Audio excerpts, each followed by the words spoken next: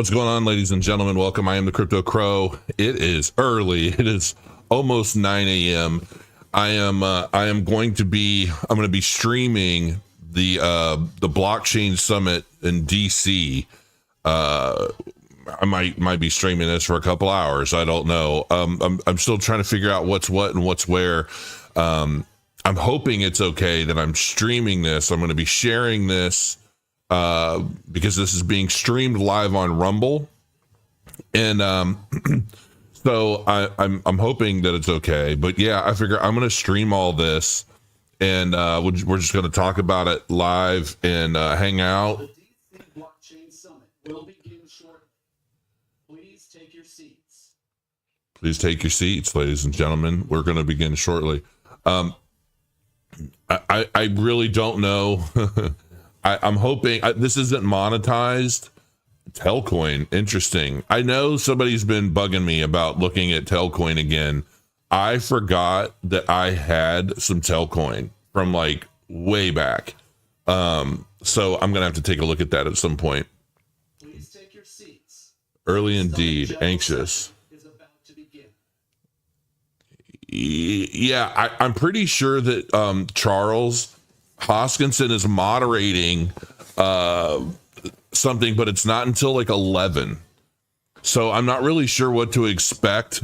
So it's gonna be interesting, man. I also saw on like I'm really not even awake yet. I still have my coffee. And but I saw that oh my gosh, what's his name? Josh Mandel, the guy who predicted $84,000 Bitcoin on an exact date and hit it on the nose. He's basically saying that he believes we're going to be up only from here, and could potentially be up only for the next 12 months. And he's talking about like $40,000 per month gains on Bitcoin. And I'm like, what? I don't know. We'll see. I'd love to have him on. Something's about to get started. Welcome to the 2025 DC Blockchain Summit. Live When athletic fits. I like my Ada shirt. I made these. This is one of the shirts on my shop.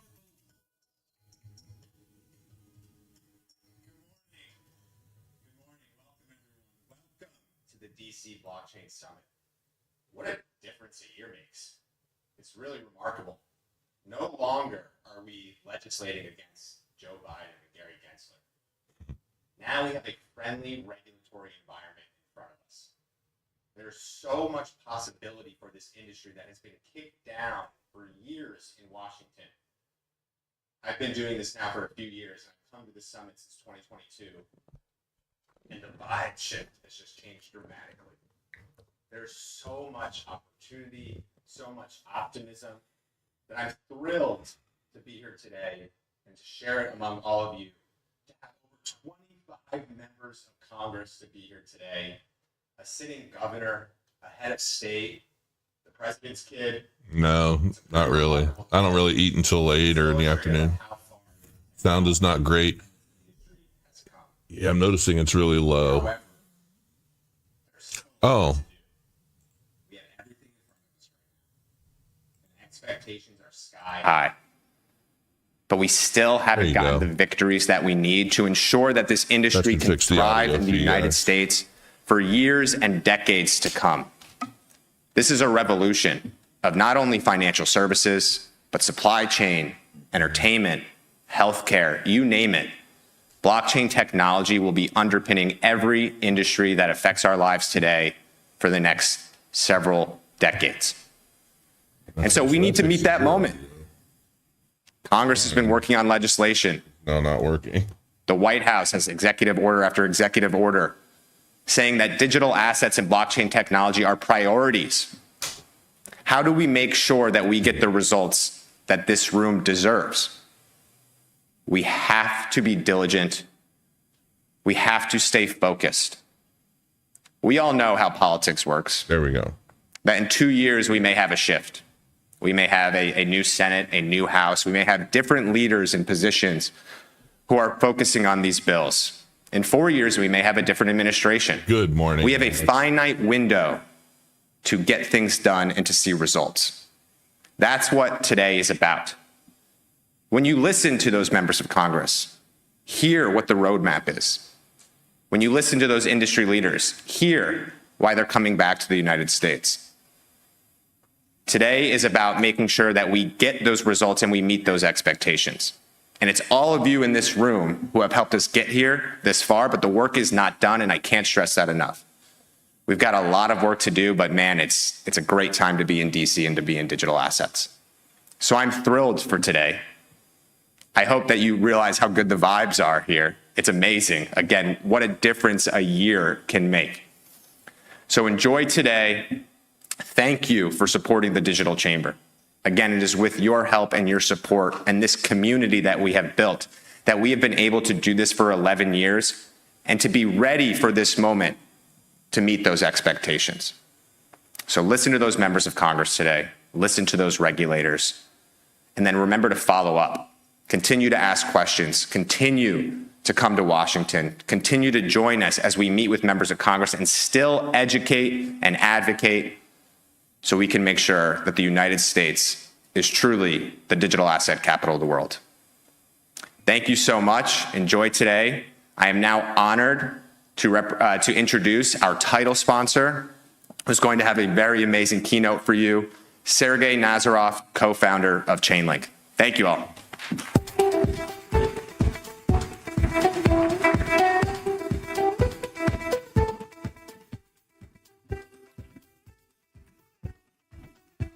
Great.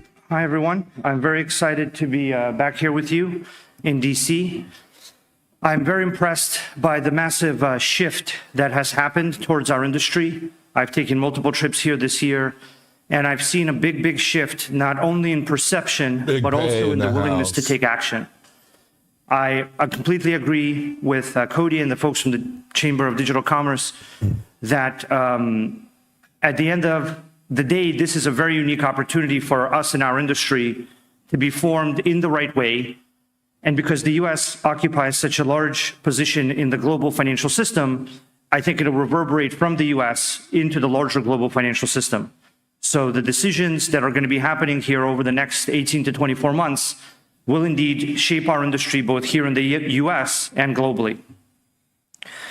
I'd like to share with you some of the principles that I use to think about how this should develop and how the United States might want to look at both its position and how it relates to the global financial system as it goes into the Web3 transactional format. I have three fundamental principles that I think the United States financial system, and really any financial system, should care about. But because of the US's current role in the global financial system, as the global financial system migrates into the Web3 format, my community like I think these three things are the most critical for the US financial system to achieve. The first one is to be the origination point and the source of issuances into the Web3 financial system. So it's very valuable that teams come back to the United States. But what is even more valuable is where the assets are originated. If the assets are originated in the US system, because it is the source of the most reliable methods of issuance and origination, then the United States will be the place where everyone gets their digital assets, even if they wrap and rewrap and package and repackage them. This is the fundamental metric of success that I think all of us should have for the US financial system, is what percentage of the Web3 financial system does the US issued base of assets occupy? What is its market share? For example, in the stablecoin world, it occupies well over 90% of the stablecoin underlying asset. That's what you would want to see for all other digital asset classes. You would want to see the United States financial system being the underlying source of assets that backs all the other on-chain assets. The second key principle is the automation of compliance. Compliance is basically the largest transaction cost. If you don't lower the transaction cost while you do create the best asset, the friction introduced for acquiring that asset will be too high. And so even if the United States successfully generates all the best assets, it may not be the place that experiences the most demand to buy those assets if there's too much friction to buy the asset. The automation of compliance is now possible in ways that it has never been possible before. And this doesn't mean removing compliance requirements. It means automating it to make them more efficient and reliable, while also making them lower cost. The goal of this would be to make the acquisition of that asset, the ability to hold that asset, and the ability to resell that asset low cost. At this point, you would have the US financial system having the best possible assets with the most reliability through things like proof of reserves, proof of composition, high standards for what on-chain real-world asset is. And you would have a low cost and low complexity to acquire the asset from international buyers in places like Dubai, Singapore, and Hong Kong. This will result in net capital inflows into the US economy, which is fundamentally what the US financial system wants and what the transition to a Web3 powered global financial system can allow the US to experience. I think the fundamental question is, when the US went from a paper-based financial system and the global system went from a paper-based system to an internet and database powered system, how did the US acquire greater market share and leadership in the global financial system? And what will happen now for the United States as the global financial system transitions into this Web3 format? If the answer to both of these questions is affirmative and positive, then I think the answer is the US financial system gains market share. If the answer is negative, then I think the answer is the US system might lose market share. The final point is very critical in the United States relationship to DeFi, fintechs, and also institutions. It's the question of distribution. All financial markets depend on markets having demand. And so distribution and the ability for everyone to access the market globally is very, very valuable and powerful. The DeFi community and the fintech community and the institutional community can all play a very large role in taking those assets with a low cost of transaction and a low cost of compliance, and acting as global distribution to get that capital to flow into the US financial system. So this is my high-level definition of success. I'm like the fourth largest DREP in the world. Financial system should evolve into the Web3 form that it's now taking. And my view is that this question of whether or not we care about Web3 formatted assets will only accelerate. And the reason for that will not be political, it will be economic. So the point at which stablecoins became a very hot topic here in DC was when there was a sufficient amount of US treasuries held in the Web3 format, such as a stablecoin. So a sufficiently large amount of treasuries were formatted into this Web3 smart contract stablecoin container. That will only increase. Right now, the amount of US treasuries is somewhere between Saudi Arabia and South Korea, or maybe even higher now, but it's only increasing. And eventually, I think stablecoins can be the largest holder of US treasuries as the most common form of owning and using the US dollar. But that is a realization that will happen for all other assets. So tokenized funds, tokenized equities, tokenized commodities, tokenized real estate, tokenized all asset types. Once they get high enough as a percentage of the market, the political system and the government has to address it because it's either a risk or an opportunity.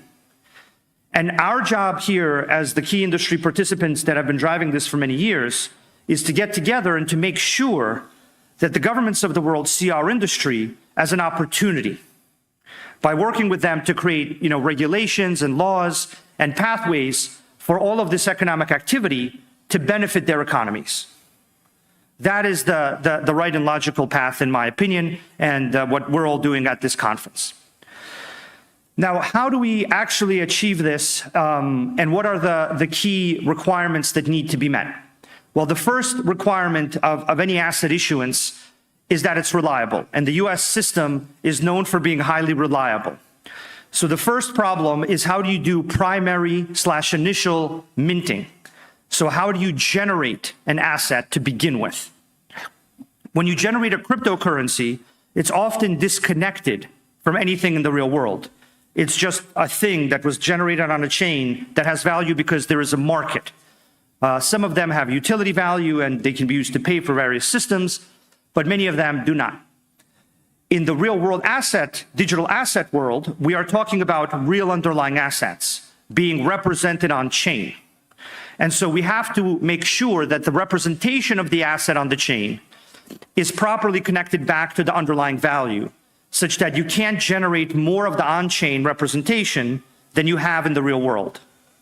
So you need to create systems that make something called infinite minting impossible, and that make it so that the assets issued in the US financial system can only be created to the degree that they represent real underlying value. For this to happen, you need various technologies like proof of reserves, proof of composition, and the ability to prove and connect the underlying real world back to the token. You basically need to synchronize the off-chain reserves with the on-chain representation of those reserves. The second problem is secondary or cross-chain minting. So because the blockchain industry is highly fragmented and we will not be having a single blockchain, just like we do not have a single global database that everyone uses, but everyone has, at this point, millions of their own separate databases, and all the databases are connected over TCP/IP to interact with each other in this thing called the internet. It's a very similar situation now with blockchains.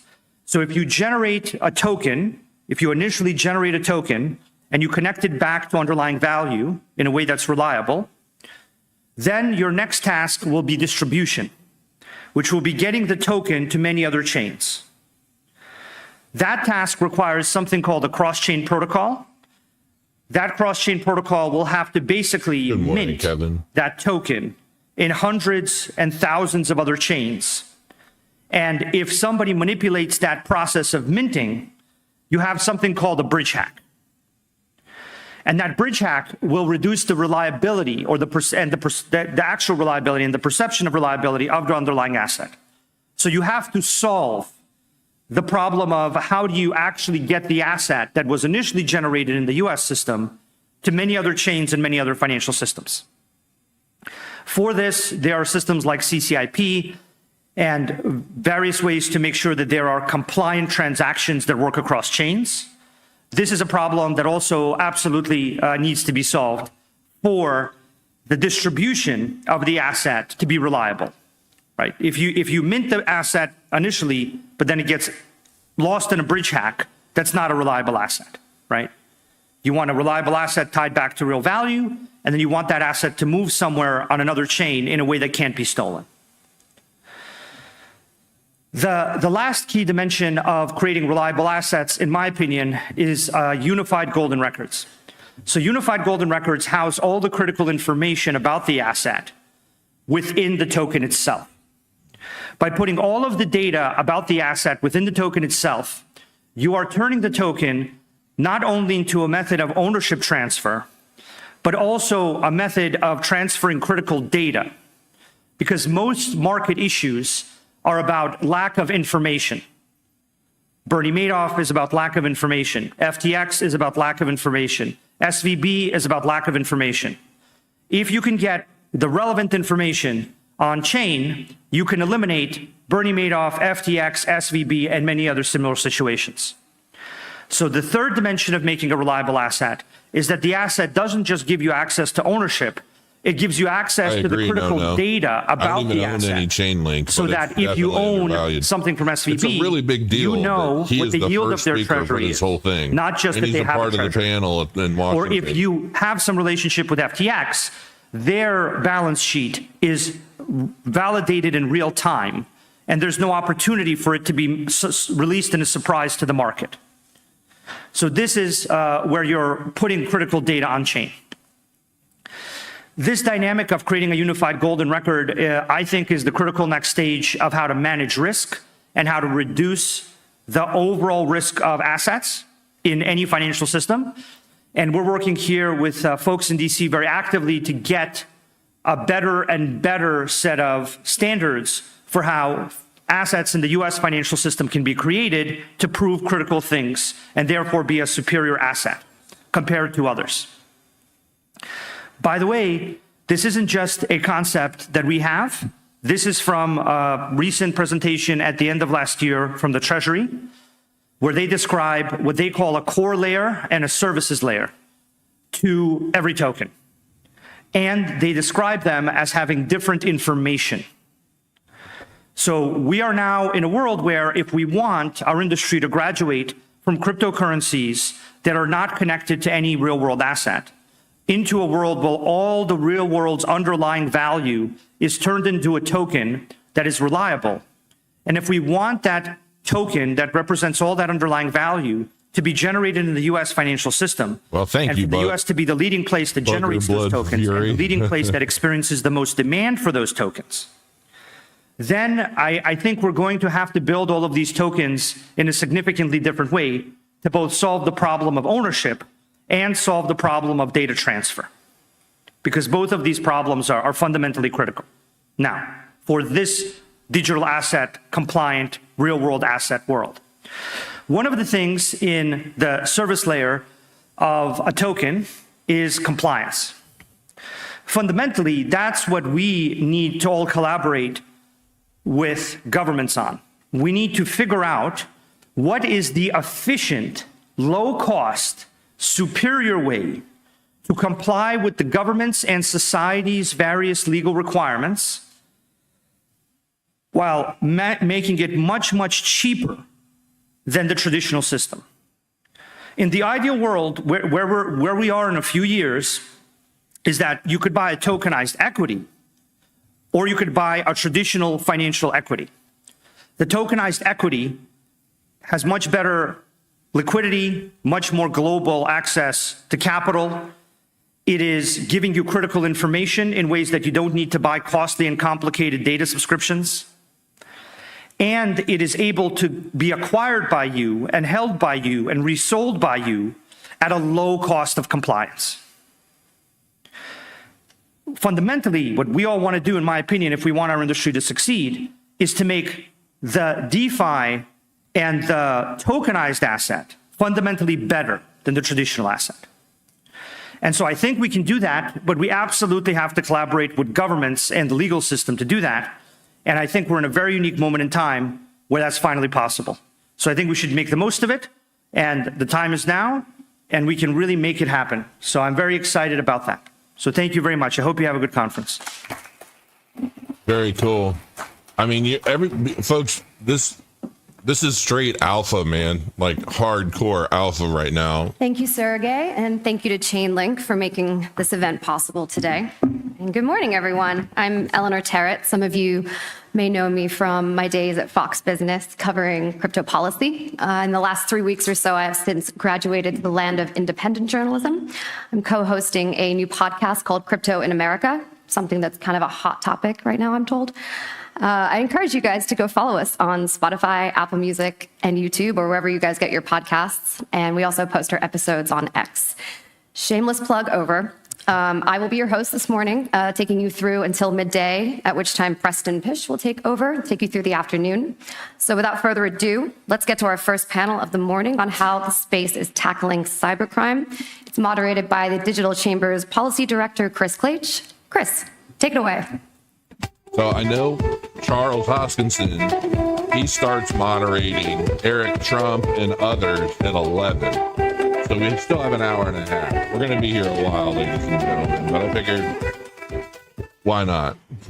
Thank you very much, Ellie, and great to see you all this morning. As Ellie mentioned, I am a policy director at the Digital Chamber. I focus on national security policy, and we have a really interesting special opportunity today to discuss the T3. What is it with bald men in financial blue crime suits? Unit that I'm noticing TRN that's like a thing. Tron and Tether have come together to form in an effort to clamp down and root out illicit finance activity on the Tron network using the Tether stablecoin. So we have a great group of panelists here to speak to us today.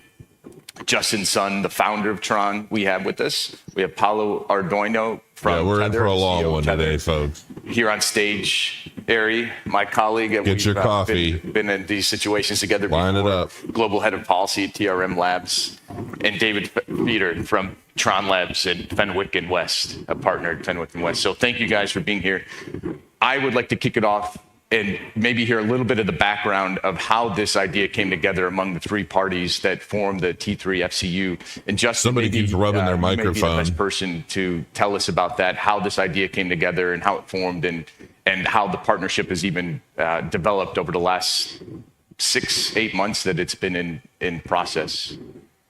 Yes, definitely. So about a year ago, I met with Paulo in Dubai about a blockchain conference, and we talk about how we can comply with the global crypto standards and make crypto a very useful tools and agency for the law enforcement, especially in United States, to tackle the illicit blockchain activity.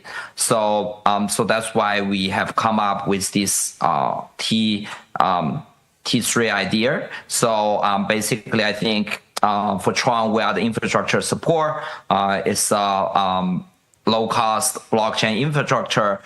Tether is a blockchain and stablecoin provider, which widely used among the globe. And also, of course, we have TRM Labs, which is one of the leading blockchain data analysis company in the world. So we believe if we can bring these three together, we can really help I'd law love for him to just enforcement start eating a globally banana right on to tackle and fight illicit activity. While And other people of are course, talking, he's just later we gnashing a get banana. involved with Fenwick, which is also a very important legal partner to help us to identify illicit transaction. And also, of course, with everybody's efforts, I think after a year or so, we already successfully freeze lots of funds, illicit funds, and return them to the victim and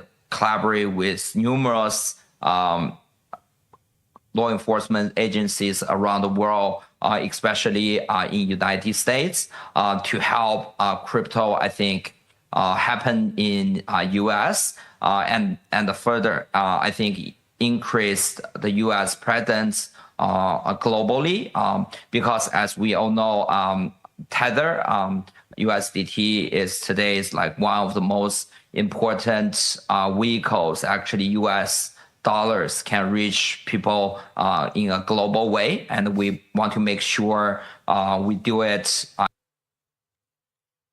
in a right way, compliant way, and also be a very useful tool, way better than cash and current financial legal system. Current financial system to tackle illicit activities, because we have all the data, we have all the track record, and we will help global law enforcement to find out like who is the bad actors in the crypto space. Thank you. And Justin, a little aside, how many ideas in the crypto world it started with a meeting in Dubai. A couple of folks got together in Dubai and discussed an idea. But thank you for that. And I'd be interested maybe to hear from the whole group, and perhaps Ari, you're maybe best suited to discuss this. Can you walk through maybe a case or the process of how you're alerted to illicit activity? Dude needs to stop rubbing his microphone, though. Or I think it's the dude in the blue sweater. Through how that works. Sure, absolutely. And I thought Justin did a really good job of sort of spelling out the players here and sort of the different work that each of us do. But at TRM, we have sort of full-time team dedicated to rooting out illicit activity, specifically in Tether on the Tron blockchain as part of T3. And that team works very closely with law enforcement globally across the world. Just recently, there was a case involving Europol and Spanish Garda where that team, again, working very closely with T3, seized back about 27 million in digital assets associated with a network of money launderers and criminals. So it's not just in the U.S., it's all over the world, working with the FBI and others in the U.S. So there's a lot going on, and each piece plays a really critical role, right? I'll let sort of Paolo speak to the Tether piece, but Tether plays this critical role of being able to take action within its ecosystem.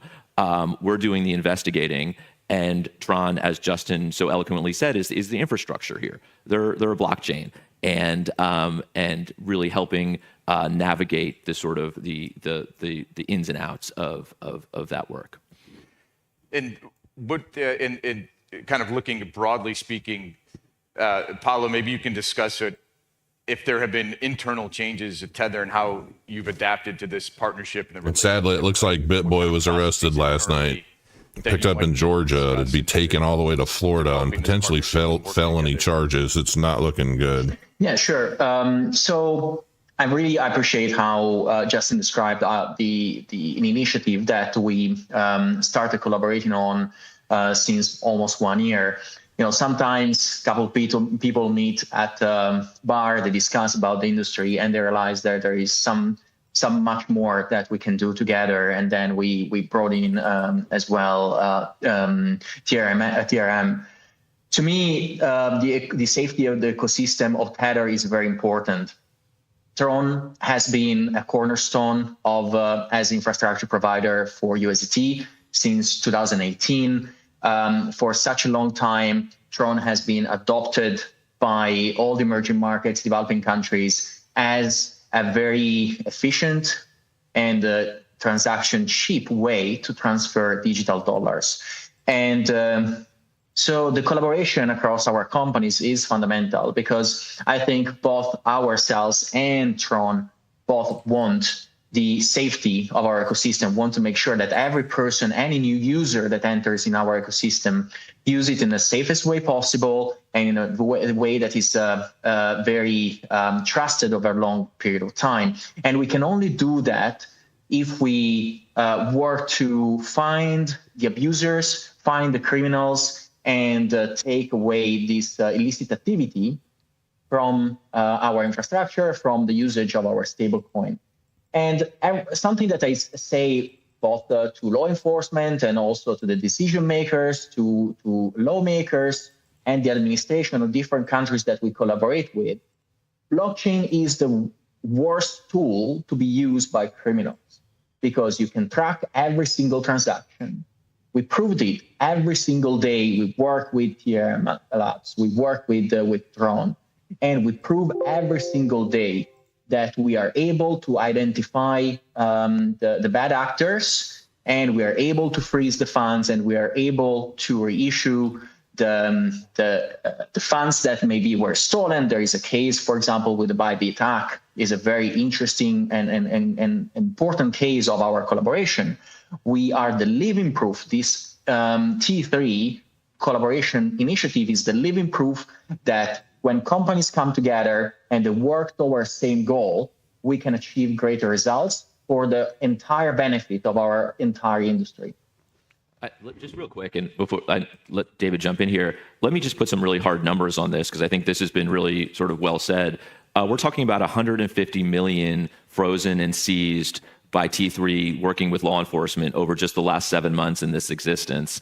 8 million of that has been in the recent Bybit hack as well. We're talking across, multiple jurisdictions and really every threat category. So over 150 million in 7 months is pretty extraordinary for the beginning of really an early stage venture like this. Yeah, and then look, what makes this technology so amazing is the ability to transfer assets, like that, right? And so what we're trying to do by putting this together is give law enforcement the ability to get a streamlined approach to actually have freeze opportunities. I was a federal prosecutor. I led a cybercrime unit. And when assets would disappear into crypto, we would be stuck, right? Because there was no global network that was there to interdict those funds and give us an opportunity to try to seize them on behalf of victims. What we're doing here is really streamlining the process. So when law enforcement comes to T3, we have a direct pipeline to Tether. We understand what Tether's tolerances are, and we can get the information to them in a way that corroborates what the law enforcement has found, and in a way that Tether can action. And that just gives us an opportunity. And as Ari just said, $150 million interdicted thus far. I mean, that's incredible. And I think, I can just add please, and please. yeah, just a single piece of information here. When with this group, we can act in a much faster way than traditional finance. So imagine a wire that is generating from the US and travel 2-3 jurisdictions abroad. How difficult would be for law enforcement to trace all that? Imagine doing international requests through courts, international courts, just to have a bit of information. With blockchain technology, actually everything is there. You cannot tamper with the history of transactions on blockchain. It will remain written in a blockchain forever for the next 2,000 years. So it's always possible to track information and law enforcement to act very swiftly and effectively. In fact, I think that our average time to impose a freeze when we corroborate the information coming from our partners and law enforcement is like 20 minutes up to 1 hour. So I think we are very fast, very effective, and that's how you actually dissuade bad actors to use the ecosystem. One thing that very simple way, almost Italian way to say it is like, using blockchain technology and stable coins to do criminal activity, you mean you are a very, very stupid criminal, right? And that's something that I'm very comfortable to say. Well, that's a great point. And I'm curious, Paolo, you know better than anybody here how much the stablecoin market has grown, certainly in recent weeks as well. Tether, you tweeted recently, is the 7th largest purchaser of U.S. treasuries in 2024. And I think the total market cap for stablecoins is just at 220 billion, or give or take. So the stablecoin industry is material, has material importance to the global economy and certainly to the U.S. economy. And I wonder what your you've touched on this a little bit already, but what your general philosophy is for Tether and stablecoin issuers in general, from how they approach illicit activity and a proactive nature versus a reactive nature. Can you comment on that and what your philosophy is or has been with Tether? Absolutely. So I think that for all law enforcement and lawmakers is much more positive if everyone would use stable coins rather than cash. In the sense that stablecoin issuers, private issuers of stablecoins like Tether, would provide still a good, let's say, privacy quote unquote layer for access digital dollars that is very transparent. So there is this dichotomy between access to money that people are comfortable to use, but at the same time is money that can be traced online, can be traced through blockchain technology, can be traced by companies like TRM Labs. So everyone wins. The worst tool that enables and enabled throughout the history of humanity illicit activity and still is the king of illicit activity is cash money. So if you put everything on blockchain, everyone will win. And so I think that this sector will grow to $1 trillion and more in the next few years, probably a couple of years. We have heard from Secretary Bessent the importance also of stablecoins as the US dollar hegemony driver. And US dollar hegemony can only grow and should only grow if there is a way to understand how these US dollars are being used. We have seen how in the past pallets of cash were distributed across the world.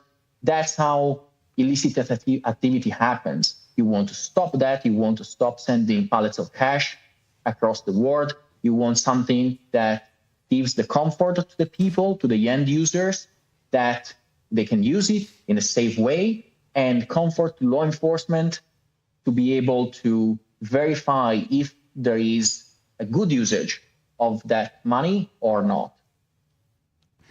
I think that brings up another great point, that the ease and utility that stablecoins can move across the world instantly, in essence, has obviously two sides of the coin. It's very effective, very useful, but it could also mean that funds are spirited away forever. And so I would love to hear Ari and David, your take on some of the partnerships that interactions you've had with local law enforcement from other nations, and that fact, and maybe the worst and / best example of that is the Bybit hack that occurred about a month or so ago, the largest hack in history, $1.5 million in essence. Some of it has been recovered, as you mentioned, a lot of it hasn't. But what kind of interaction?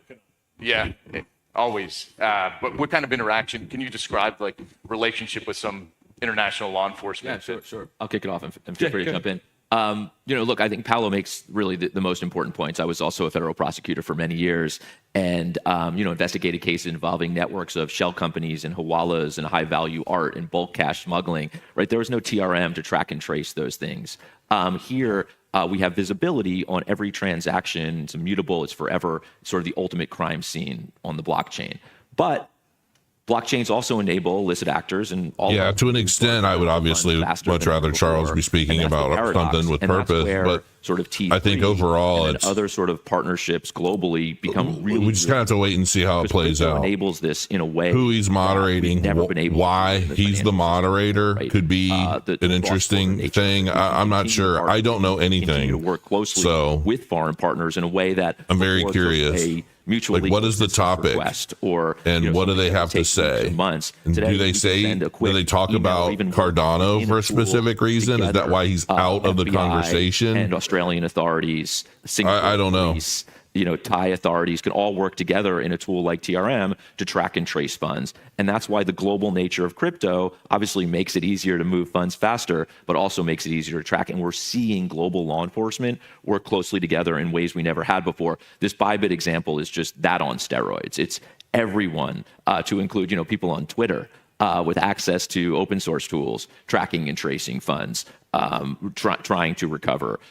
So it's this really extraordinary example that's happening right now, but it really, really speaks to the native qualities of public blockchains that allow us to do this kind of work. And the uptake has been remarkable, right? I think the level of collaboration we've seen across the industry, both private sector and public, has been remarkable. I mean, we've received requests from law enforcement, Ari ticked off a few, but also Brazil.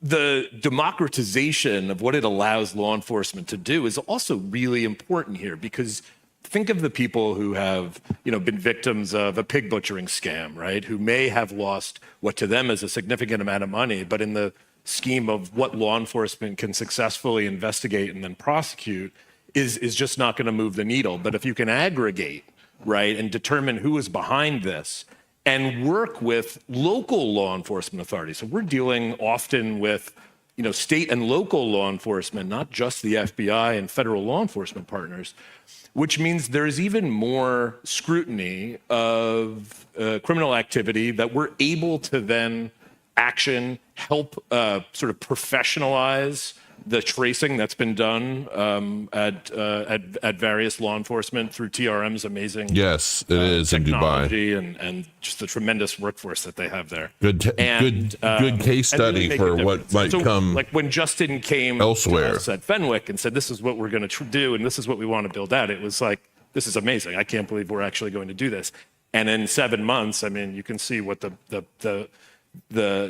progress that we've made, and it's really, I think, an example of how this is like a partnership model for the future. This is a paradigm. Like we can do this, we can replicate this in different ways and really make a difference. So. Yeah, that's a great point as well. And Justin, I'm curious. I know you announced maybe a week ago that Tron would be partnering to bridge across to the Solana blockchain. I wonder if you have any lessons learned from this partnership, and I just threw up in my mouth a little bit. Extended into other chains, or what lessons learned that you have seen that could inform illicit activity and people trying to tamp down on illicit activity across other chains. Yeah, sure, totally. So we definitely, happy to collaborate with other blockchain founders to join like our ventures. Recently, we collaborate with Solana, Pump.fun, of course launching Tron tokens on Solana, which I think in the future we will see more usage of blockchain on Ethereum, and Solana as well. And T3, even though right now all the members is with capital T, but anyone right with E like S, they can also join, as well. So. And Ari, I have a question. The 2025 crypto crime report that you all recently released, I think the number was 58% of illicit activity took place on the Tron network. Always VC shillers of Basically Solana, cut in man. half Money the talks. time that the report was covered. Unbelievable. What would you say would describe some of that large proportion, and then how you saw it tamped down? Yeah, no, it's a great question. I think so. Our recent 2025 crypto crime report showed a 50% reduction in crime on the Tron blockchain, or illicit activity on Tron, by far the largest drop on any chain. I think there's probably a number of different factors that are reasons for that. I think law enforcement globally has gotten a lot better using tools, tracking and tracing. I think exchanges, VASPs, globally, virtual asset service providers, because have people gotten don't much use better at Tron compliance. because But I it's also not think, as look, when hyped up as it T3 in used to 6 be or back 7 in months 2017. is able to freeze and seize $150 million, it's really saying, hey, look, maybe you want to move off of the use of Tether on Tron and move elsewhere, because you're seeing a huge focus on rooting out illicit activity, specifically on this blockchain in this asset. And I think that is a message that's being sent to sort of criminal actors globally. So I think that there's probably a number of different factors, but I definitely think T3 played a huge role in that significant reduction. And maybe this is a question for Paulo or for Justin. What kind of activity do you see most often, illicit activity on chain or Tether being used for? Is there some that's particularly stands out?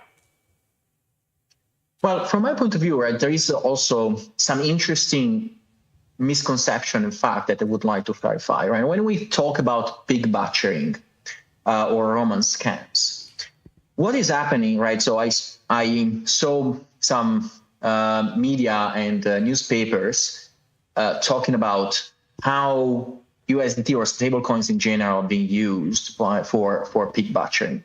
But the reality of things is this, that who performs this pig butchering scam does not have immediate access to the stablecoins. What is happening is that they are contacting a person, the victim, and they will push the victim to send a wire or use the credit card to purchase and to send them some money. And usually that money ends up in a payment processor, then ends up in an exchange, then could end up on USD, for example. So there are 3 layers in traditional finance where the victim, the stolen funds could be stopped and the victim being reimbursed. And when it comes to USDT, thanks to the collaboration also that we have with our partners, then we can stop it, and we are stopping it.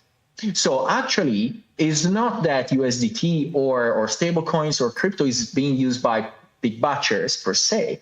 Is actually the most efficient layer for stopping this activity, and is the layer that makes it possible to stop this activity.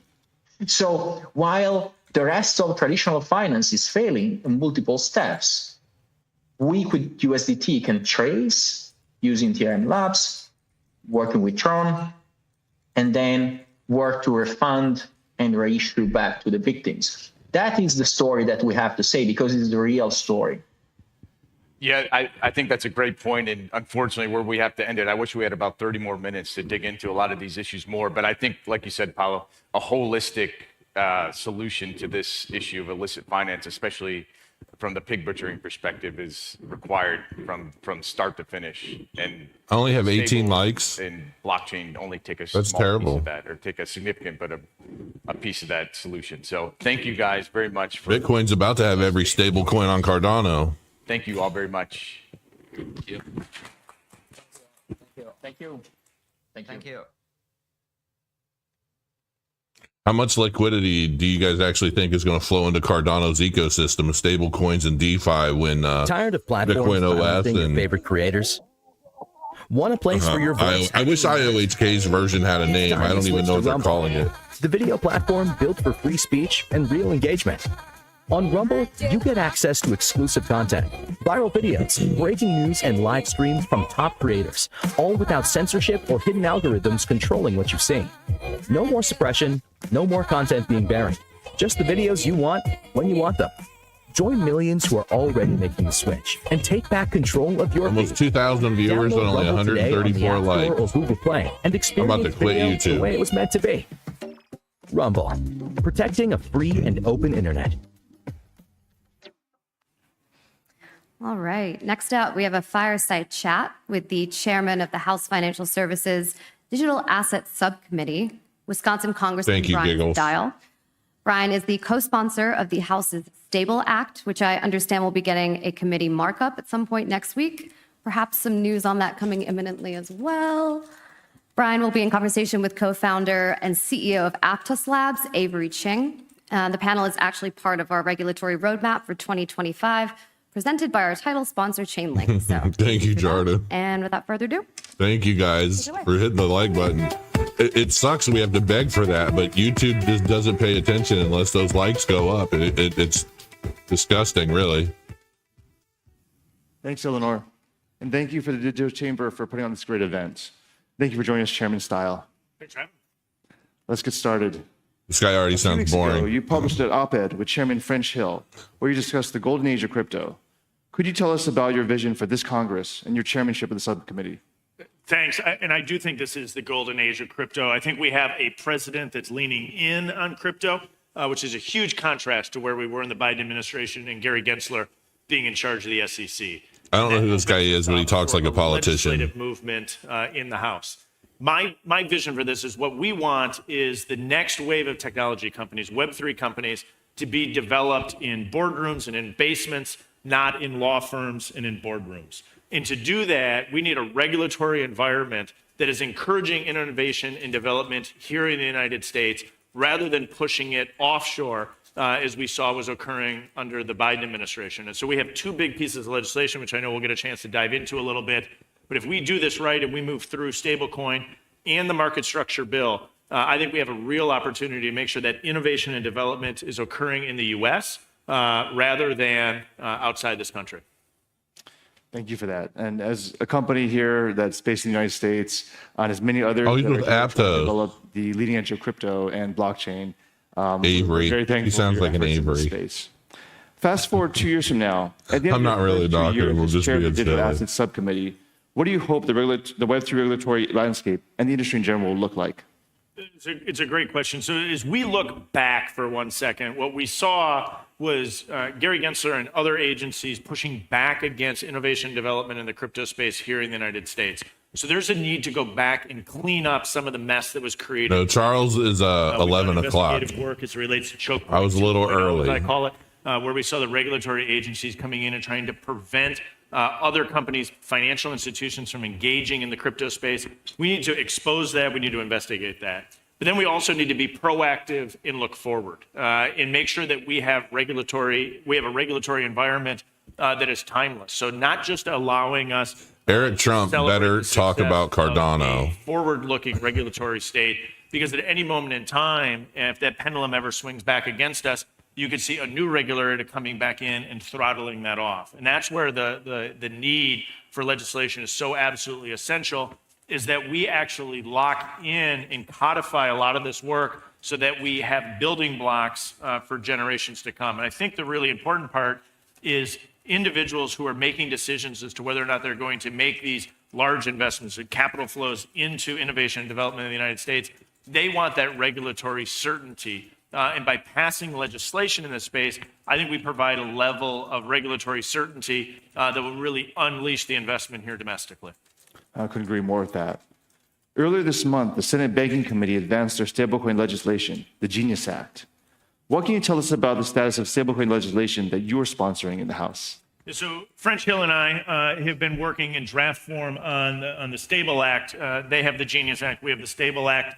And I think it sets us up for an opportunity to eventually pull these together. When Senator Haggerty put forward his legislation, French Hill and I introduced ours in draft form. So he is a said at the politician. beginning of that our 2 bills were roughly, call it 80% similar. What we've been doing is working to close that gap. Later today, we're going to introduce the full text of the bill. So that's your breaking news. To me, it's not We'll about then be in a position to move to a markup in the very near future. whether or not this is new information. It's about the information that's going through Washington. It's about the information that's building policies right now. That's the But I think difference. it's also important to recognize that we also need to bring along.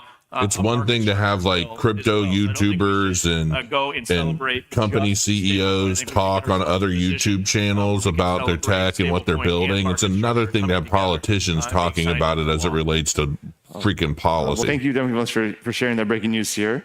As stablecoin talks heat up, there are a few major differences between your Stable Act and the Genius Act. Although you acknowledge that discussions on compromise are shaping up, what specific areas of the Stable Act do you see changing during negotiations with the Senate?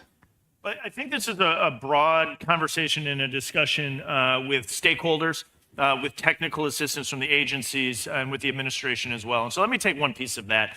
So as this bill was moving forward, and go back to market structure for a second in FIT 21, the agencies under then SEC under Chairman Gensler and some of the others, the ability to get that engagement, to get the technical aspects correct, was far more standoffish from the Biden administration. We have a really good working relationship with the regulatory agencies now under the Trump administration. And so a lot of that technical assistance that's going on as we finesse these bills to make sure that they are as functional as we can is moving forward in a really positive way. We're also having conversations with our colleagues in the Senate and getting input from the administration and folks who are stakeholders across the board, folks probably in this room or watching online. And so there's going to be some conversations, kind of how do we make sure that there's a state pathway? What is the role of the OCC in this space? Haggerty has a concept of a $10 billion trigger or cap, which pulls you into the federal. These are the types of conversations that we're still getting input and feedback from people, and then navigating that through into a final product, because the end result here can't simply be passage of a bill in the House or passage of a bill in the Senate. The definition of success is having that ultimately signed into law. Are there areas of difference between the two bills that you're less inclined to negotiate on? Say it again? Are there areas of difference between the two bills that you are less inclined to negotiate on? No, I mean, I think what's good here is all of us, all meaning the administration, the House, and the Senate, all of us share a very unified goal of getting legislative text ultimately all the way across the line. And so the negotiations that are occurring is really a discussion of how do we get this right? And we're in a very new era in the crypto space. As we think about other types of legislation, we took tax reform. Taxes have been debated in Capitol Hill for well over 200 years. And so you kind of know what the landscape is. As we enter the digital side of this, and in particular with stablecoin or with market structure, these are far more new and innovative concepts, and they're the building blocks of what will probably be future legislation that will be built on it. And so I think the broad goal and mindset of all of us, all the policymakers, and there's Democrats as well that are engaged with us in this space, is to get it right. And as this technology is moving quickly, as individuals have different feedback and opinions, what we're trying to do is really build and consolidate that legislation to have a successful end result, more so than I think you're really seeing people come to the table and say it's my way or the highway on this specific point. And so I think if you walked away with something, it would be that there's a real collaborative effort occurring between those three legs of the stool with the administration, with the Senate, and with the House. Definitely. And I would say for us, we want to thank you and all the Congress for pushing this forward. And that clarity is going to help a lot of companies like Aptos and others to really move the ball forward in the future. Your subcommittee focuses not only on digital assets, but also on AI. You recently said that your plan for AI is not to overregulate the space, such that we throttle innovation and development in the United States. How can we ensure that we don't do the same thing with our market structure bill for digital assets? Well, it's a great question. What you want is a regulatory framework that is encouraging innovation and development in the U.S. And what you don't want to do is push or throttle that outside of the United States of America. The human mind is really good at taking new technology and identifying potential risk. Right. So if you go back to the beginning of Web 2, people would jump on and say that the web could be used for this terrible purpose.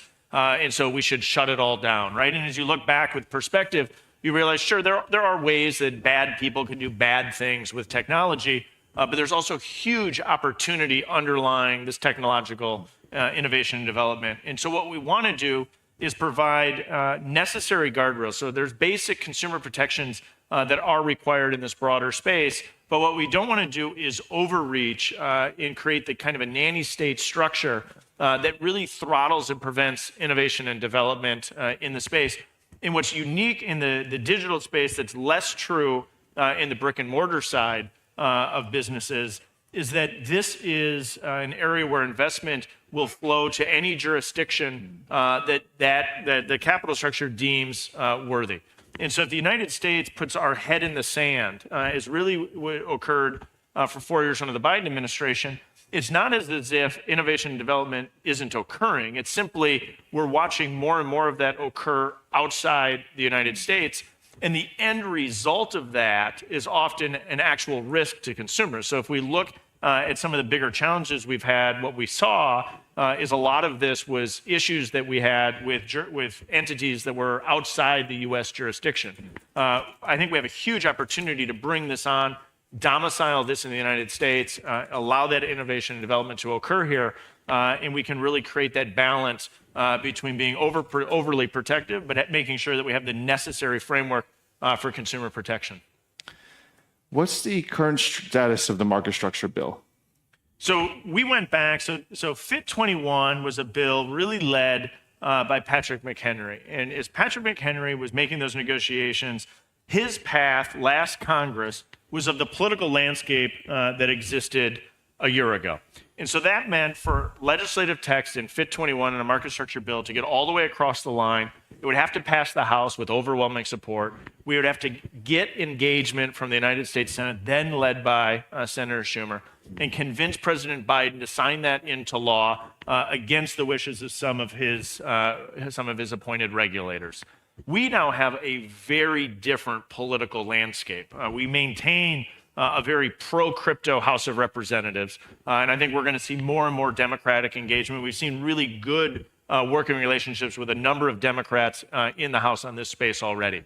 But I think we also now have a very pro-crypto Senate. So Senator Scott has leaned in. He's put forward a shot clock noting 100 days. I don't know when the 100 days started, but I'll take it, right? That means the Senate's moving. And so his leadership in that space is terrific. And we have a president of the United States that at the Crypto Senate Summit at the White House said he wants a bill on his desk before August. And so we now have a political landscape where we can get to an end result because there's being a pull from the White House rather than the House of Representatives trying to push it all the way through. And so the question going back is, where are we at in the market structure bill? What we have said is, come and give us your feedback, your ideas, and your suggestions. We're going back out to the regulators that are now more engaged in a much more positive way than what we saw in the case of the Biden administration, and trying to make sure that we get this to the best spot we can and move forward. We have a hearing coming up as it relates to this bill at the beginning of April. That'll begin the process of really formalizing the feedback and discussion from stakeholders, from agencies, and from others, and put us in a position to introduce new text in this with a goal of really leaning in, and again, to make sure that the United States is in a position to outcompete other countries. It's definitely very exciting to see a lot of this work coming to fruition this year, which is really fast and a big change that we needed going forward. As you've acknowledged, the political dynamics are far different today than when the House passed Fit 21 last summer. And as such, the House is not bound entirely by the language of Fit 21. Are there areas of the bill that you see most ripe for changes given this landscape? Well, I think in large part, we're going to see more people lean in and provide feedback in this space. So if you drew out a bell curve of where votes were in the House, where the biggest support is, the actual leading indicator is age of the member, which is actually really unique, right? It's not political philosophy in a traditional left-right kind of sense. You might have a more progressive Richie Torres who's thoroughly engaged in this space. You have more moderate Democrats, you have conservative, more moderate Republicans.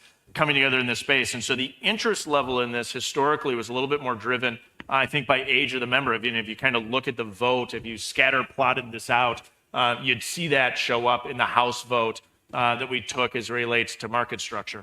And so now as we move forward, I think you're getting more and more engagement. So some of those members that may not have leaned in as aggressively into crypto, or maybe it was not an interest area for whatever reason, are far more actively engaged, learning about it.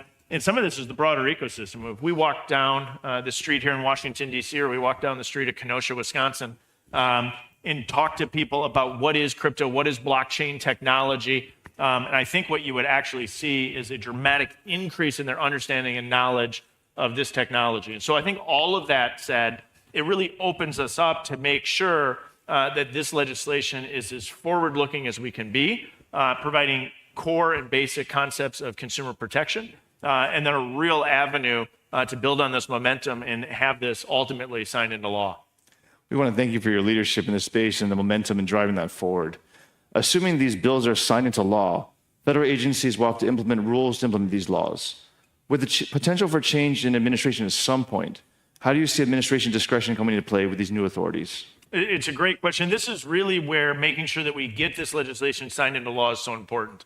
And so our regulators have a lot of leeway in this space. Much of this could be done probably today under current law just by the regulators alone. That could theoretically occur depending on your analysis of the law. But one of the challenges, as you note, is that means the next regulator could change that back. That is not good to encourage long-term investment and capital deployment here in the United States.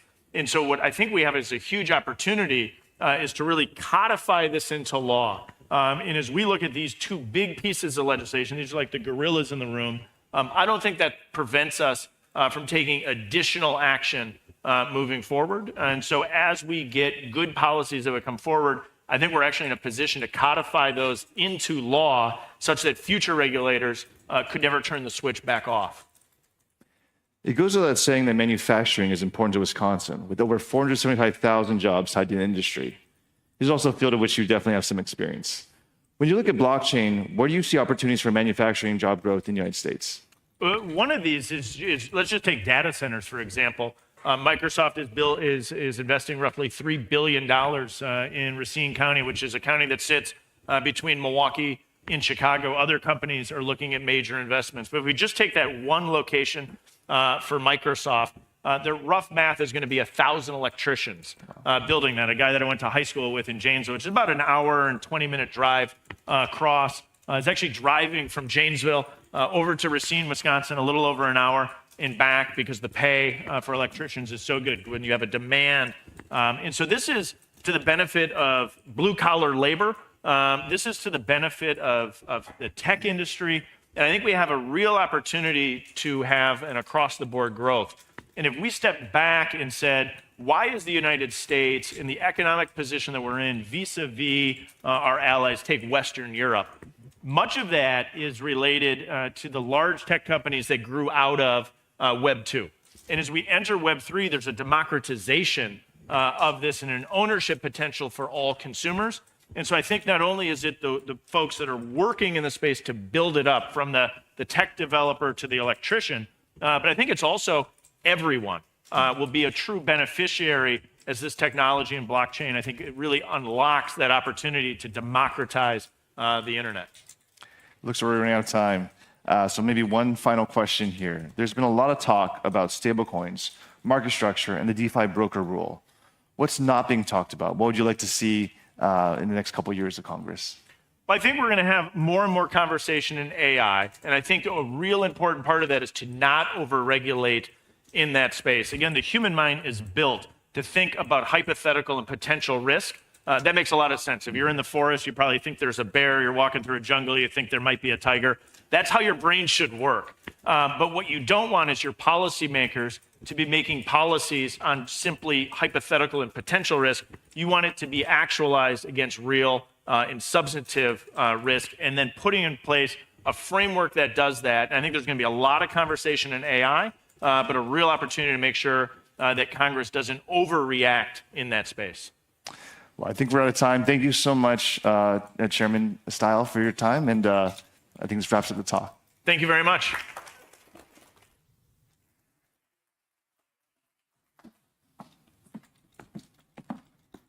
Thank you, Congressman Style and Avery. We're going to take a short break at this point, so go and coffee up. We should be back around 10:15, and we'll see you soon. Well, Chainlink, this is all brought by Rumble, so that's why I've got the Rumble logo up there. They're the key platform streaming this out. Input, output. There you go. That's nice to see. So yeah, I mean, this is all interesting alpha. I mean, honestly, because this is basically letting us know where everyone is going. And hold on, I'm going to mute this for a few minutes. I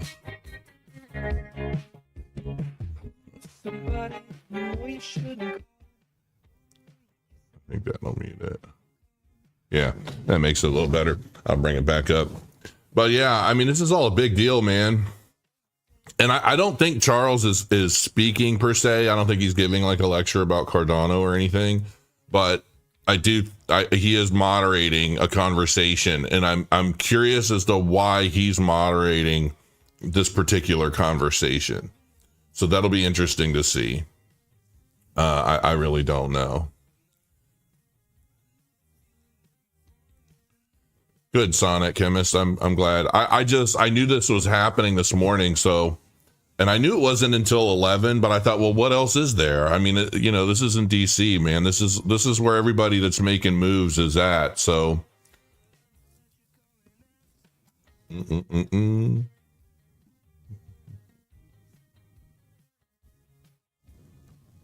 on, I'm gonna kick my fan on a minute because it's getting a little toasty in here. And I'm watching all the crypto prices. Nothing's really moving yet.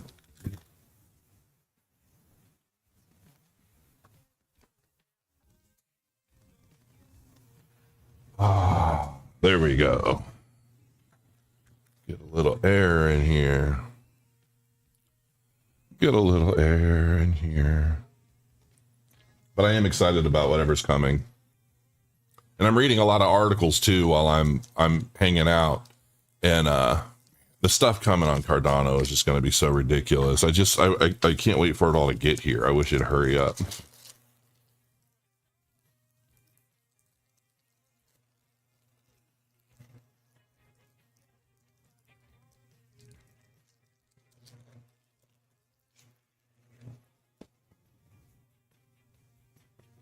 Sexy legs. That's the best part of my whole body are my legs. Nobody ever sees those. They just see my fat face and my man titties, and I'm just out of shape old gray man. My legs are like ripped though. Probably because it's got to carry this fat body around everywhere. I just, I can push 16 plates on a leg press pretty much forever, which is crazy. I don't even know how much weight that is. I just load up 8 on each side and I can. My legs aren't very big. At least they don't feel big on my giant body. But, yeah. Gay for Crow. Perfect timing for that one, right? Yeah. How many I don't suppose any of you guys happen to own a, like a tabletop RPG gaming store, do you? Where you have like the Warhammer 40K, War Machine, Magic the Gathering, all that. I really want to open one, but I'm trying to find somebody that can give me some decent advice. Because it's like I've never done anything like that before, particularly. So I'm like, I don't know what to expect. I'm trying to do some market research and everything. I really wish I would have done it years ago, but I just didn't. 720 pounds, is that it? I think each plate is 45 pounds, I think. Yeah, it might be. And that's when you're like kind of laying on your back and pushing up. Crow your coins, Crypto Chef, what's going on, brother?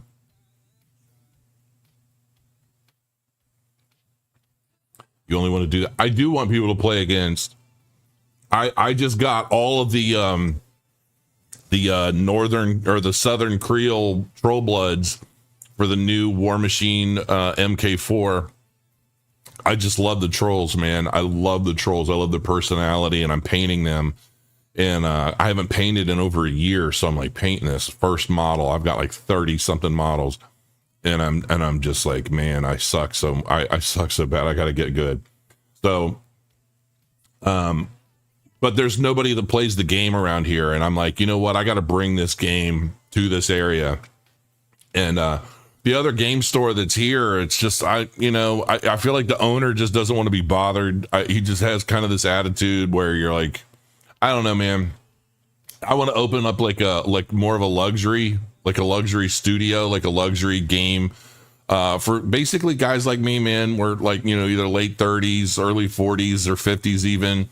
They do well. They don't want to be bothered by a bunch of dudes who don't bathe, or like you got butt cracks sticking out of every chair, and just I want to create an atmosphere that's kind of like, this is our hangout, almost like our gaming man cave, so that's what I wrote. I basically want to build an environment that I want to play in, and I want to attract people like me who are competitive but friendly, and take a shower and but I'm like, is that market big enough to justify opening a store around it? We'll see. I even thought, I wonder if it'd be cool to have like a beer and wine license for a gaming store, so that you can have a drink while you're going head to head against somebody, or you're playing your Magic the Gathering or your whatever card games and things. So I don't know. Crow, did Charles hint at glacier drop maybe would happen in May? I can't remember. All my rumors have mushed together. I don't know. Yeah, I don't know. I don't know anything about that. We'll see. That's all I can say. I doubt Charles is making any kind of announcements at this. I think it's more just kind of he's in the circle. You know what I mean? He's a part of everything. I assume there's enough there. With something like this happening in DC, I'm going to hazard a guess that a lot of the people that are here talking about a lot of this shit publicly are also having meetings in Washington with government behind closed doors. That's my guess. I know Sergey is. So yeah. Cigar and whiskey lounge. I don't want cigars. I don't want to be breathing in the smoke and all that. But something like that. Whiskey lounge would be really difficult because the liquor license, you have to have a completely different liquor license for spirits, and it's a lot more expensive, and it just wouldn't be justifiable. Kopi equals thumbs down. Yeah, Kopi token's just not moving, man. I tried to tell these guys, I tried to tell them what I thought would be important, and they've done the polar opposite, and it's not working. Go figure. I don't know. It's not that it's not going to go up. It's not that it's not going to do well. It's just a matter of when and what market cycle. Maybe it's a 2030 play. I don't know. I'm not selling mine. I'm holding on to mine. They just got to get things to they spent so much time working on stuff that I just don't think enough people care about, like the racing and I don't know. It's like, it just doesn't make any sense. It's frustrating. I'm not going to lie. It's been a little frustrating, but they're building amazing stuff. It's just, they've put more time into things less important and that should have been like much less a priority. But I'm assuming that they focused on those things because it was easier to get out to the public, to give people something to chew on while they're building the big grand poobah stuff, which would make sense. I'm not a part of the team. You know what I mean? I'm not a part of those conversations or the reasonings behind doing XYZ. So it is what it is. And I'm not trying to dunk on them. I'm not trying to do anything like that. I mean, they're all great guys. They're building an amazing metaverse. It's just the time frames, man. It's just not where I'd like it.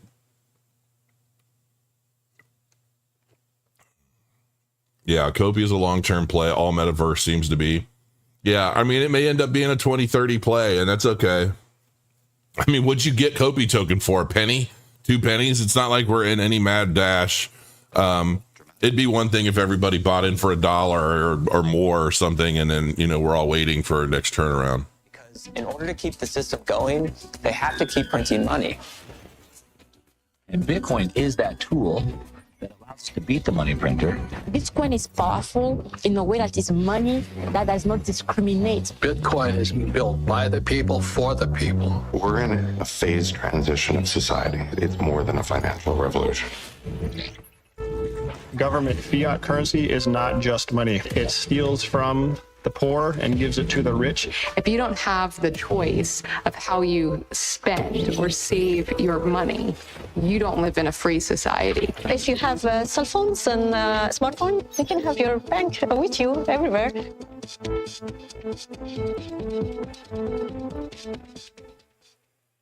All right, welcome back. Next up, we have a panel on the importance of decentralization, the core of digital assets and blockchain technology. We've seen quite a few initiatives recently in Congress to protect DeFi initiatives. This week, we may see some movement on the CRA to overturn the IRS DeFi broker rule, which could get signed into law relatively soon. So that will be a win for DeFi.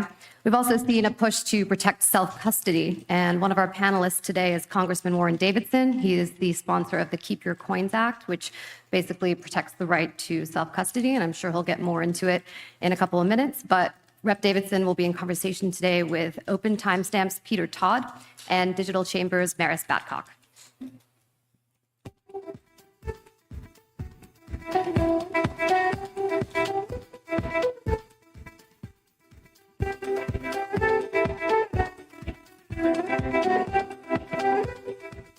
All right.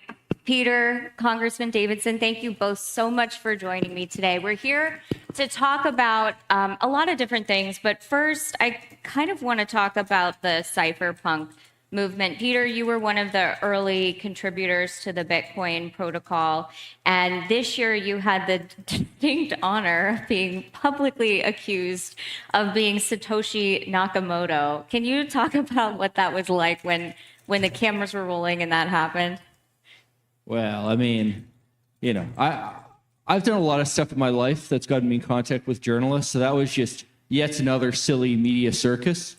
But, I think like this whole focus on, who is Satoshi, of course, it comes from outsiders. It comes from people who aren't really involved in Bitcoin. And what's interesting there is you got to remember the thing that makes Bitcoin interesting is that the question, who is Satoshi, is irrelevant.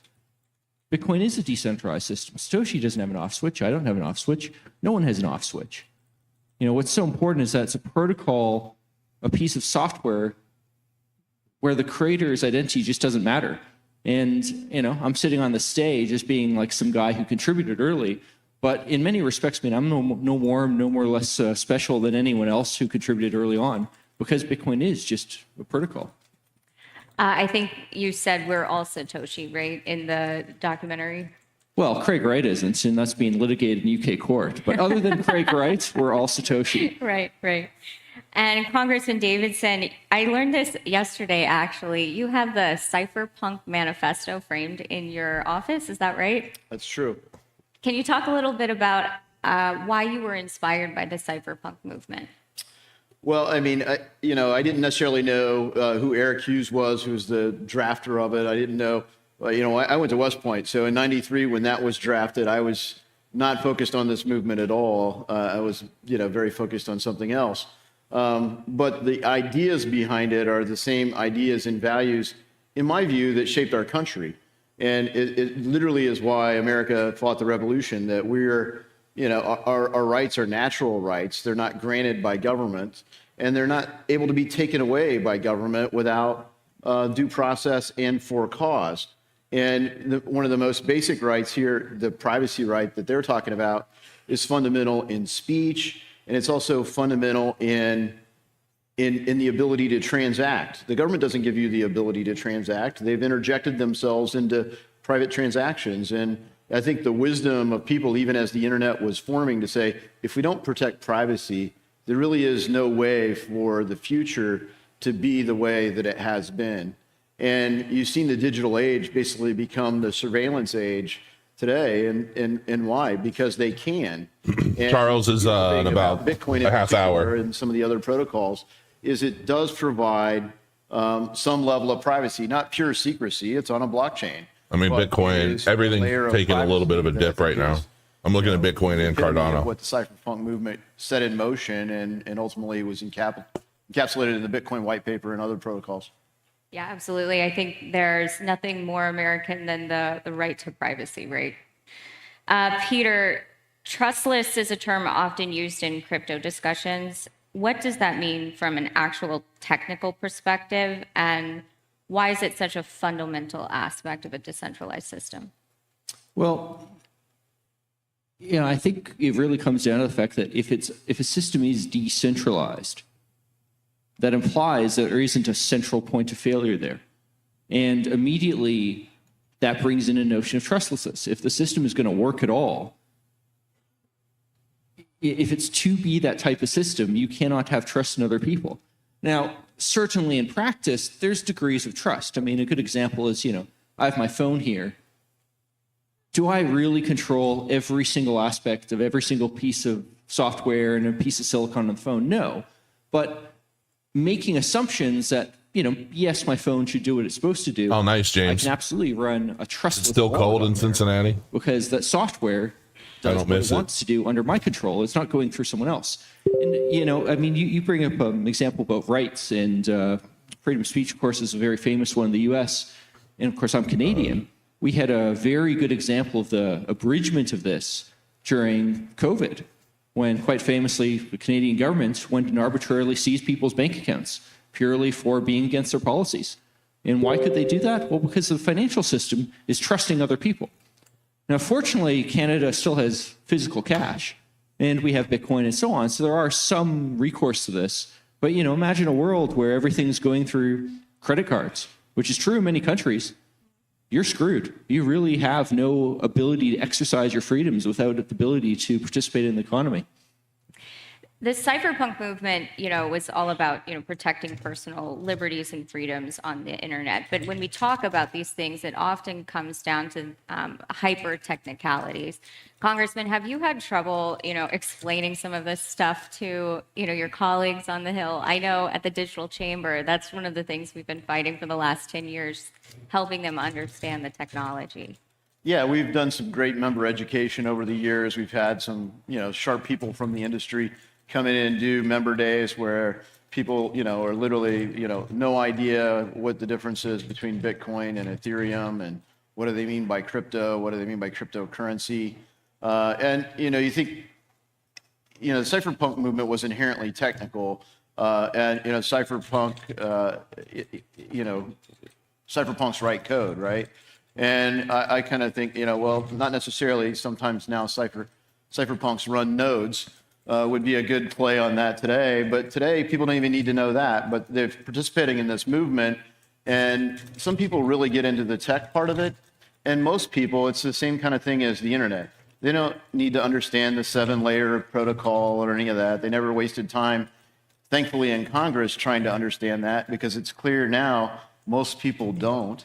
But nevertheless, in 1996, they passed the Telecommunications Act that really laid the groundwork for that innovation to flourish in the United States. And frankly, I think a lot of the incumbents that were disrupted by that in the 90s learned from it, and they've lobbied like crazy to try to kill this movement. And, Elizabeth Warren became the nexus of that. She populated a lot of the financial services positions because of the advice and consent role of the Senate. And she populated these people with activists that were literally blocking the development of this tech. Maybe the biggest beneficiary has been capital flowed more rapidly to AI than it otherwise would have. But the amount of damage done to this space and the innovation in this space in the United States of America is hard to put a number on. And I think it's encouraging to so many people that in this campaign, you saw kind of a different coalition form that wasn't necessarily your traditional Republican coalition that got behind Donald Trump. Some of it wasn't even because of Donald Trump. It was because of the kind of connections he built. You look at David Sachs hosting an event in Silicon Valley. Elon Musk wasn't even behind Donald Trump before David Sachs led the way there. So you look at what has happened in the last 12 months in this space, it inherently realized that politics is becoming the barrier to growth and innovation in the United States. And it's an old saying, you can ignore politics, but that doesn't mean politics will ignore you. And people found that. They were being debanked, they were being shut down and shut out of the market, and now they're going to be ignored no longer. I gotta say, I always go push back on people really harping on the cypherpunks to write code kind of ethos, precisely because you can't actually ignore politics. Like it or not, government's very powerful, and you need to do both. Just for the record, every year we invite Elizabeth Warren to come speak, and so far she has not accepted our invitation. I don't know why. I think this is for both of you. What is, I guess, the biggest misconception that will need to be overcome to increase adoption? I ask this because our whole mission statement at the Digital Chamber is to increase adoption of the technology. That's what we want to see happen. In your day-to-day, what is the number one thing that keeps coming up? I mean, I'll go speak about this from a point of view of Bitcoin specifically, and I think a lot of people just have never actually tried using reasonable ways to go use it. This might not be the right audience to go say, but I wonder how many people have, for instance, used a Lightning wallet. And that's sort of the question of, well, that's the easiest way to go use Bitcoin. Although, of course, annoyingly, the best Lightning wallets out there, Phoenix is a good example. You can't actually install it from US app stores because the wallet developers are scared off by the US regulatory system. Now, I certainly hope that with the current administration, that might go change, but things have to go change first before we get access to some of this better software. Yeah, I think the hard thing for members of Congress, even Ro Khanna from Silicon Valley, this probably isn't a top 10 issue amongst constituents in a congressional district. And when you talk to regular people that we all represent, they don't really differentiate between, Bitcoin and central bank digital currency. And they're 180 degrees apart, right? They just think, oh, digital money, that's what you're talking about. And central bank digital currency is very unpopular with the public. And I think a lot of people fear that any path to do any kind of regulatory safe space for crypto or Bitcoin or self-custody or anything else becomes a gateway to central bank digital currency. And we aggressively want to stop that. Unfortunately, that's an issue that breaks on party lines. And privacy doesn't. So we've built this coalition on privacy that is conservatives and progressives, people that essentially, I've said for a long time, like, it doesn't truly break on party lines normally because, like the Patriot Act has Republicans and Democrats that want to spy on everybody, maybe for different reasons. But it also has Republicans and Democrats that really don't want the government spying on them or anyone else because they know that, well, it might spy on me next. And I don't think the government needs to have that kind of power. So we've built a great coalition there. But for some reason, it breaks down when we get to central bank digital currency. And it is the ultimate surveillance tool. And, as we were just talking in Canada, if the government has central control of the money, they truly could keep everyone safe. They truly could filter out all the illicit finance. They could find all the bad guys. And in America, we recognize that. And it's really a Third Amendment issue. It's not just privacy. It's the government can't camp out. Well, the government's camped out in everything you have, from your phone to your car to your browser. And they want to be embedded into everything you do with money transactions, including denying you the ability to custody your own assets. It is my money, and they want to basically have you register to get permission to have a wallet, or really a signing device, because the money isn't really stored inside the wallets. I wish we called them signing devices, but it doesn't flow off the tongue quite as well. But the cryptography behind the signing device, they want to say, well, if you get permission from the government and you register it, we could let you have one of these things. And that is a complete corruption of our system of government in the United States of America. It's a good segue. Can you talk a little bit about the Keep Your Coins Act?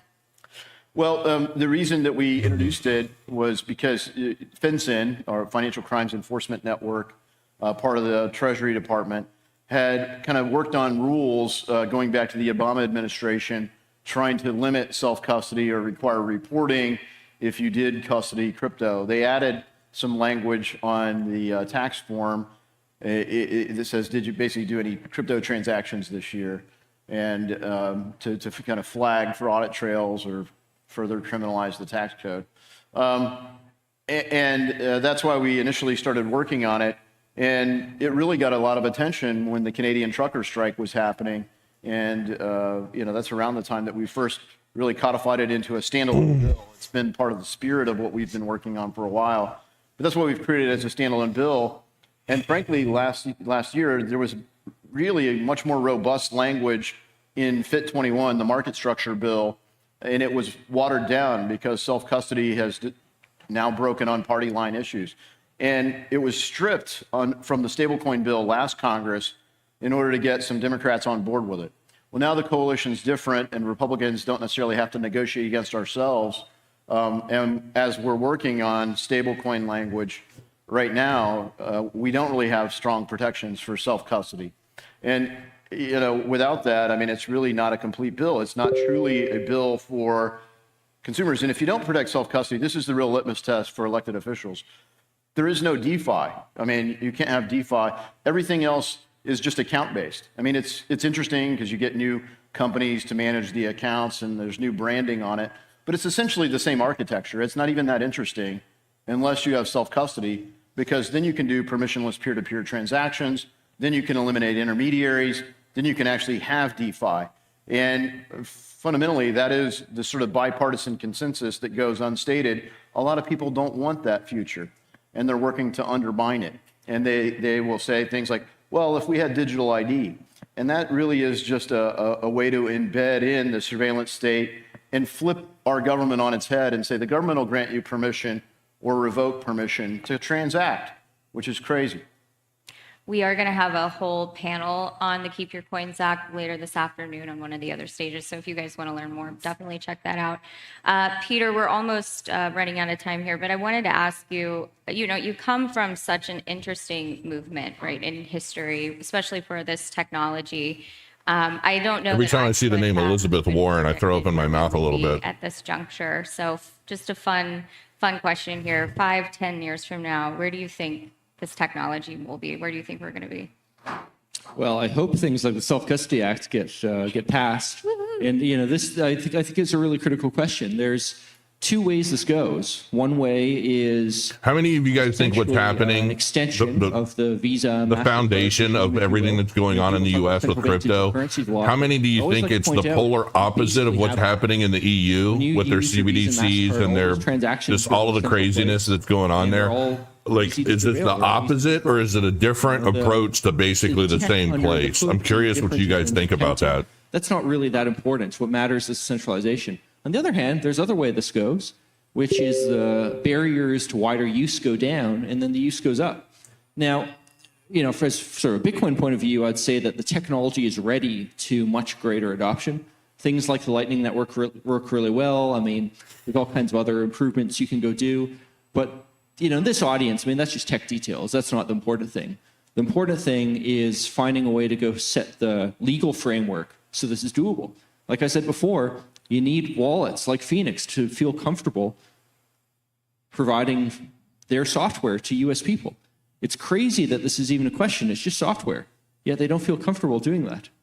And I want to go see that change.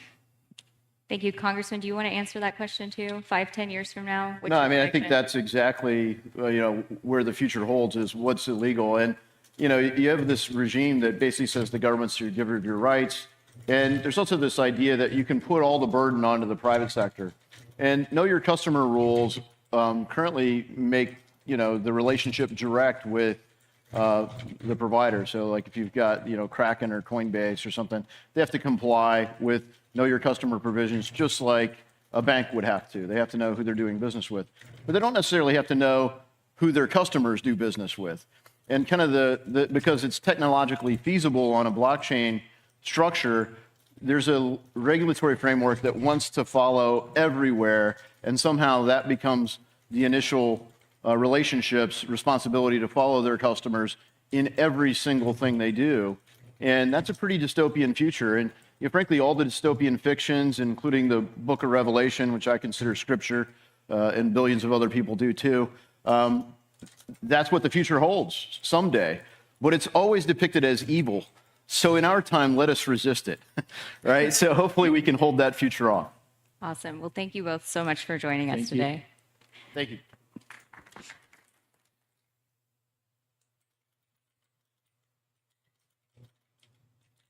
The dollar will dramatically lose its purchasing power. The more they We're getting close. It's diluted. Who it's good for is the people at the tippy top. In order to keep the system going, they have to keep printing money.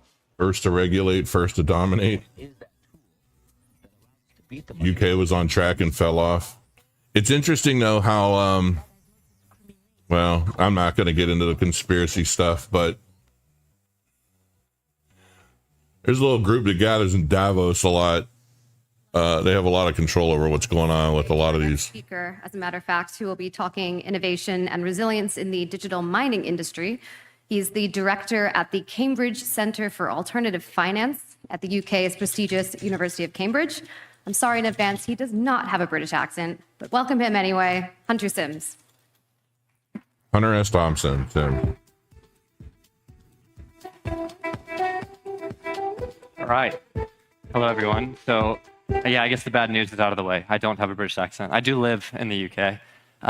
Sorry. As she said, my name is Hunter Sims. I'm at the Cambridge Centre for Alternative Finance out of the University of Cambridge Judge Business School. Who we are. So we are a research center at the university. Oh, and for those of you asking me about Mona, Meta Mona, she moved to Italy. Across both the market, the industry side, as well as her and I were chatting the other day, and she's like, I moved to Italy, Crow. I love it here. She's super happy. Between. She's like, I just had to get out of all the toxic crap in the U.S. And I'm like, I don't blame you. The consumption index. This has become, really over the course of the last 6 years, a global standard for assessing the electricity consumption of the Bitcoin protocol. We've expanded that to the Ethereum protocol, both pre and post merge. And we've also layered on a greenhouse gas emission model a few years back to estimate the carbon dioxide equivalent output of the Bitcoin protocol. This is cited regularly in blue chip media companies, as well as research, and perhaps maybe most famously Elon Musk as a justification for why Tesla doesn't accept Bitcoin to purchase Tesla cars. We'll see, that might change in the future. So I'm here, I'm really excited to talk today actually, because our model around greenhouse gas emissions has been long due for an update. And in just 3 weeks' time, we'll be updating that model with some of our groundbreaking research that we've been doing over the course of the last year around the digital mining industry. To give you a bit of a sneak peek, I'll hit a couple of kind of core highlights today regarding that report.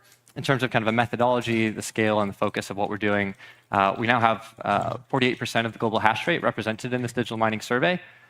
This is up about 15% from the last time that we did something like this.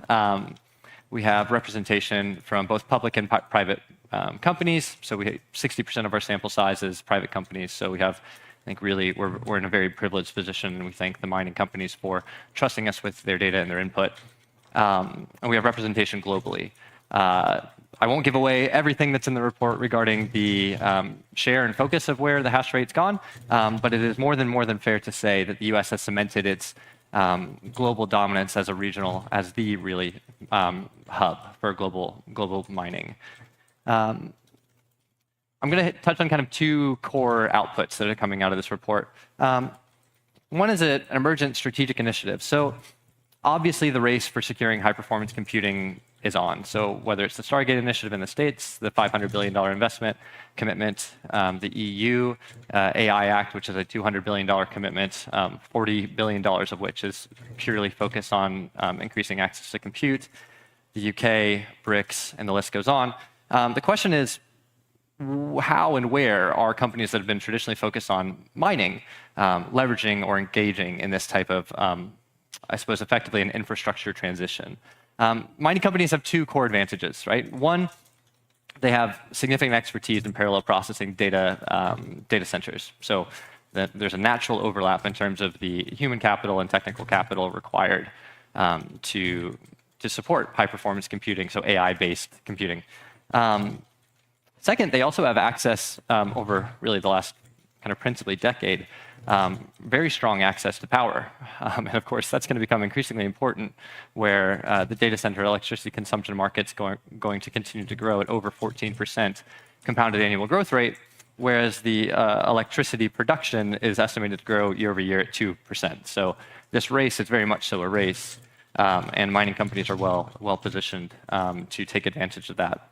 However, even just 9 months ago, when we conducted this survey, we saw really not very significant input from digital mining companies, kind of leaning in to this opportunity around harnessing HPC to support AI compute. The reason for that's, I think, actually very straightforward. The level of CapEx investments requirements to seize this opportunity is incredibly significant relative to the CapEx for digital mining. So if you look at infrastructure as a service, so it's sort of moderate in between compute as a service, so the full scale offering to HPC, it's still eight times the level of CapEx requirement investment for to service the market. Of course, that's a very significant cash outlay for a digital mining company that might be focused really specifically on profit margins over the course of the last several years. Compute as a service is an even larger investment, right? So a 33 times CapEx investment. Now, the payback period over that is estimated to be actually much shorter than infrastructure as a service because of the high profit margins associated. But it takes both a high degree of strategic commitment and a high ability of execution through capital deployment or structured partnerships to seize that opportunity. One such example, which has been very well cited in the course of the last even 3 months, is Core Scientific, which is traditionally a digital mining company based out of Texas. In the last year, they've gone on a very strategic initiative in partnership with CoreWeave, which is an AI hyperscaler, to support HPC compute. So now Core Scientific has actually committed, I believe it's 590 megawatts of compute as part of this overall CoreWeave partnership over the course of the next 12 years. So a very significant investment into this sort of AI infrastructure component. One really fascinating, and Core Scientific's publicly traded, so there's public information. One really fascinating dynamic here is actually CoreWeave's made the commitment to front the CapEx investment for Core Scientific to basically be de-risked in terms of making that initial investment. CoreWeave then recuperates that investment over time through a revenue share over estimated 2 to 3 years time. So I think what we are seeing and what we'll continue to see is a strategic diversification in terms of the areas of focus, what companies that are focused on infrastructure and compute do between both digital mining as well as high-performance computing more broadly. The second, I think, overall finding, and forgive me, I believe one of these flywheels, the visual is wrong, the number is right, is the energy source diversification. So that we're really excited to announce some of this very significant shift that's happened in the course of the last few years. Now over half, so 52% of the power supplying the digital mining, largely Bitcoin mining industry is sourced from renewables. So hydropower, solar, to a lesser degree, wind, and nuclear. Even more interestingly, there's an increased investment from companies. So 26% of our sample size has said that they're leveraging off-grid power in terms of their overall their overall power management strategy.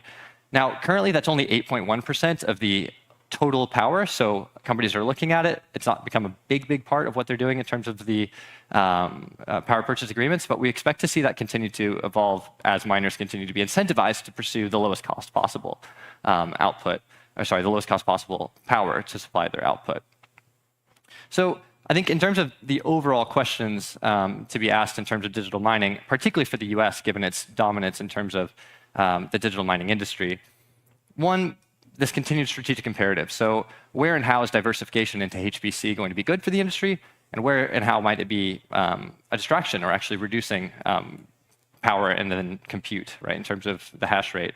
I think that's going to continue to evolve over the course of the next couple of years. Certainly, AI is a very significant level of focus and investment, publicly and privately, whereas digital mining, I think, has not had as much recognition. It'll be interesting to see if there's further case studies like Core Scientific that's moving into that space. And then there's also, I think, self-evidently a very clear investment already and will continue to be an investment into the continued expansion of alternative energy sources to shore up the overall industry.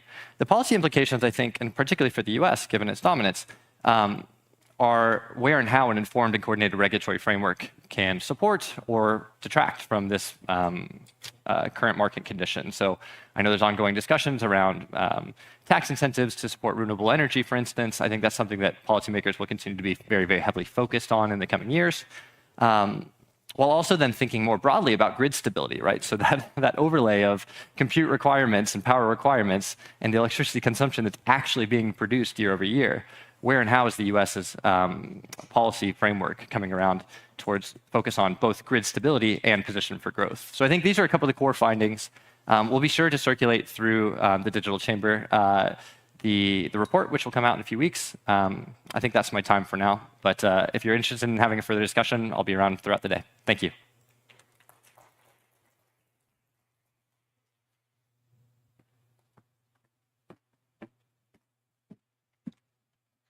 Alrighty. Well, I, for one, am very excited about this next panel because it features a guy named Tigran Gambarian, who is the head of financial crime compliance and finance. We have this, and then after this one, it'll be Charles, Eric Trump, and whoever else is on that panel. 9 months there last year. Getting in there. And I actually got to meet Tigran last night at the speaker's dinner. So it's Can't believe I've been streaming this for almost 2 hours. Continuously impressed by him. I truly don't know how you. Hey, who wants to time code this all when it's done in the comments? I'm excited for you guys to hear from him. Please join me. I need a time coder. I need somebody that goes to all my videos and time codes everything. I know there's like an AI script for it. I just don't.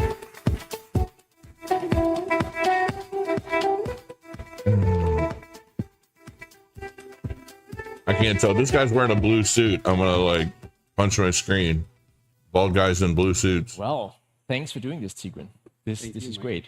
So, who was everybody trying to be? Is there a celebrity or somebody I don't know about that's bald and only wears blue suits? Why is this a thing all over the place? Best way to put it. And maybe dive back to 10 years ago, because we met. Yes, we need a time code AI. I know that there's I had something where I just plug in a URL and it time codes it out, and you just copy and paste it, but I don't remember what happened to it. Completely different. I watch all your videos so I could. It takes some time. Public sector, really. And maybe everybody complains to me, especially if I do a long-winded ramble or I talk about a lot of different stuff. Everybody complains in the comments about time codes. Time codes actually help a channel get more views because I think YouTube counts them as like 2 or 3 views for every click. I think that's what it was just not only for us, because I mean there's always kind of existed some form of collaboration. He's wearing a blue suit in the public sector, but and that's kind of what I attributed to my success or whatever you want to call it in the law enforcement space. Gay for crow. Because I think I saw it. If I was gay, I'd definitely never be lonely with my YouTube chat. I can't do this alone. And that was I focused on understanding the industry. Not seeing the industry as the enemy, but as as a partner not only on companies like Chainalysis and investigative companies, but also exchanges. I mean, I made it a point very early on to contact exchanges, to whether it was the Coinbases, the Bitstamps, the Mt. Goxes back then, and really understand how they work and how can we kind of leverage this relationship to understand each other better. I think it's it doesn't work in real time with live videos, when they were in trouble, but I think once they settle and they're processed, then they just become like regular uploaded videos. Also, I think working with companies like Chainalysis and trying to figure out how to both improve. What if I were to shave my head bald? I wonder what that would look like. If I'm just bald with a goatee. Relevant for. I'm growing my hair out. Later on, doing the same thing at Binance. I don't know how much my hair's like a mess right now. Bulk of my job. I'm trying to grow it out. Kind of the private. So I always wear my hats until it gets a little longer. I want it to come down here. I want to be able to like just pull it back a little bit if I want. Might grow the beard out a little bit. I might get a little hipster. I don't know. Preconceived notions that people had about. Bald is better than comb over. Absolutely. If you're going bald, just shave it. Like there's no point in trying to like mask it.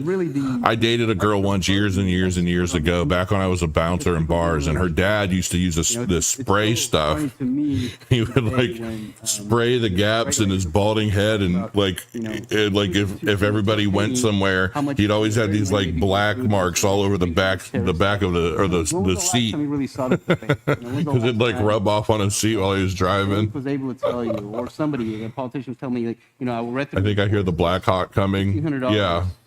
Going through to a terrorist in God knows where. It's never happened. But this is something that really was happening with the crypto industry, and something that I spent my head kind of wrapping around and meeting with people and really trying to explain that to them. Yeah, and I think for a large extent, the transparency of crypto has been a blessing and a curse in many ways. I think it's been great to be able to go out and say, Yeah, after the less live than stream is 1% finished, then you can time activity code it. on the various blockchain networks and so on. But it also meant that people would say, but oh, you actually know there's criminal activity, why are you not fixing it? And in a bank, it would be completely different because they would be like, we have no criminal activity today to our knowledge. People get hair tattoos, especially like the eyebrows. It's always crazy to me. Customers, I still remember when, The hair plugs. came out. I think those have gotten a lot better over the years. Organize a meeting between CZ. We're all crows. What's up, Angry Crypto Show? Dude, I retweet your shit so much. Establishing that relationship again. It's like, I don't even have to work on X anymore. I just see what Angry Crypto Show's posting, and he's always ahead of everything. I think one of the things from your time at Binance and when I worked closely with Binance and you in that time was really that stood out is Binance built this global financial institution. And that's very different from how most financial institutions have been operating. And maybe you can touch a little bit about like Binance roles and the challenges you had in working with international regulators, because you couldn't just go to one jurisdictions anymore. You had to focus on It's all good. Not focusing. I like noticeably good people in crypto, man. So I always try to help. Like the crypto princess interview I just did recently. She was very sweet, she doesn't have a big channel at all. I feel like most people would probably ignore her, but and I saw there's some other guys that are growing, people that went on her channel too, and I'm like, that's the way this should be, man. I feel like all these big giant channel degen influencers, man, making millions of dollars selling their soul. I just like, I think we need to, I think the good folks in crypto need an opportunity to rise up. So anytime I find somebody that I think is really valuable to the space, I always try to shine a light on them. I worked a lot in the industry, and I worked with the industry, so understood the products, understood kind of what had to be done. But again, going back to the sometimes even unreasonable expectations that people have of cryptocurrency, right? Building, transaction monitoring around cryptocurrency, and then including that and incorporating that into different products that we're offering. And then working with chain analysis and figuring things out as we went. I mean, it really was, because I think what was being asked from regulators, and I think this is why it's kind of an interesting time right now, because I guess they're more receptive to having a conversation now of figuring things out that make sense and work. Because before that, it was really, well, you got to do this. Well, it's impossible to do what you're asking me to do. How do we do this? But now it's actually more of a kind of a back and forth conversation and trying to figure out how to make everybody happy, I guess. Maybe we should dive a little bit into like, you've been on a lot of travels all over the globe. And I assume that like you've been talking to a lot of regulators, to a lot of like governments trying to help Binance, but of course in your law enforcement career, you also were traveling around and so on. So maybe if you could go into like a typical interaction you would have, and then a very non-typical interaction that you ended up having in Nigeria. Yeah, 99% of the time when I travel, I don't get taken hostage. It's just that 1%. No, but that's what it was, right? I mean, part of my job was as the top law enforcement liaison, and in that capacity, like you mentioned, even before that, and this is something that was easy for me to transfer from before, is because even when I was a special agent, that's what I did. A lot of it was traveling and meeting with exchanges back then, meeting with other regulators, teaching other regulators, teaching other law enforcement around the world. So it was just kind of a natural progression for me to switch over to do the same thing in Binance, travel. Yeah, I get it. Part of one of the initiatives that I launched was the training program at Binance, which kind of gave back to the community. It was something that, easy for us to do. We traveled around the world. We did over 120 classes in 2023 alone, which we traveled. But as part of that, it was also for me to go out there and meet, like you mentioned, regulators, heads of law enforcement agencies, establish relationships, partnerships. Something that, this kind of stands out to me is the partnership we formed with the Royal Thai Police. There's a lot of conversations right now being had around, pig butchering, but that partnership itself was established very early on. It's really had paid huge dividends through kind of the multi-million-dollar actions that they took. I believe they ended up seizing over $200 million through our partnerships. We participated in a joint press conference with the Royal Thai Police, along with the Homeland Security. This is still a proud moment for me, just seeing somebody with a Binance shirt next to a guy with the Homeland Security badge and the Royal Thai Police. But those are the kind of things that we did. So part of my trip was when I went to Nigeria, was to kind of do the same thing. It was to establish those relationships, establish partnerships, to really understand each other. If there's anything that's deficient, how do we work around it? How do we fix this? No, Charles hasn't been up yet. It did. I think the story has been out there. It's going to be told many times, but I still think that it would be great for the audience here to hear from you, like roughly what you went through. And maybe before you say that, I want to all of you to know that like I worked with Tigran for 10 years now, and in his capacity, thank you, Adam. He was like, I would say the Rottweiler.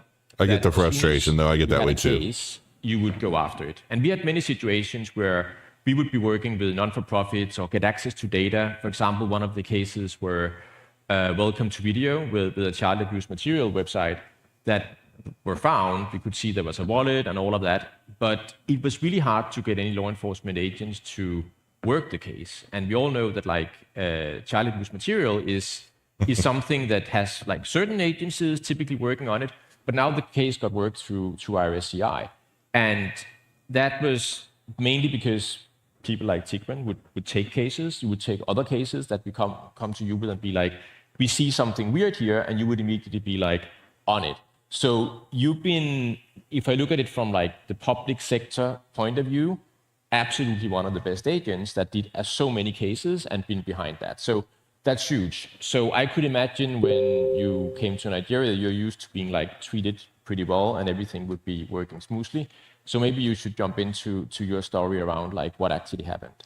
Sure, and I guess that was the hardest time about the whole experience, right? Is kind of knowing what I stood for in my career, both in the private sector, but also in the public as a public servant, and then going in with good intentions and good faith, and being faced with the circumstance where you have the entire force of the Nigerian government trying to label you as a criminal and holding you hostage in order to get something from your employer. So that was kind of the difficult thing for me to process, even as I was, in that situation. It's on my deathbed, just thinking about that. How did this happen? How does just the sheer injustice of the situation is really, knowing kind of, like you said, everything that we did, and how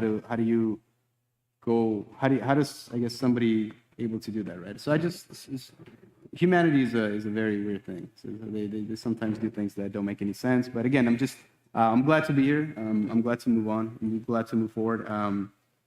Hopefully be able to put this behind me and just move forward. And hopefully those that did this will one day face justice, I guess. I think it will take a while before that happens, but let's hope that it's, yeah. You have your ideas. No, but also in terms of the journey there, it was not that you had a progress bar where you could see I'm out at that time over there. You basically had a spinner that's been like, I'm still here. And how do you deal with that? Just one day at a time. Knowing that you have to. There's no way around it. You just have to deal with it. What kind of made me feel better, at least in some ways, I knew how much support there was out there. I was when I was even in there, I knew, in a sense, brought the kind of the industry together, and even the Chamber of Commerce, even I knew that they were fighting for me. I knew that they were voicing their concerns, and I had their support behind me as well. So it was, the one thing that I was talking to Congressman French Hill, and because he's a huge advocate for not only cryptocurrency, but also on the other side of it is for those who are detained illegally abroad and for hostages that are held abroad. We sat down, we had a brief conversation. And the one thing is that in that situation is that you're always in the back of your mind is just worry about being forgotten.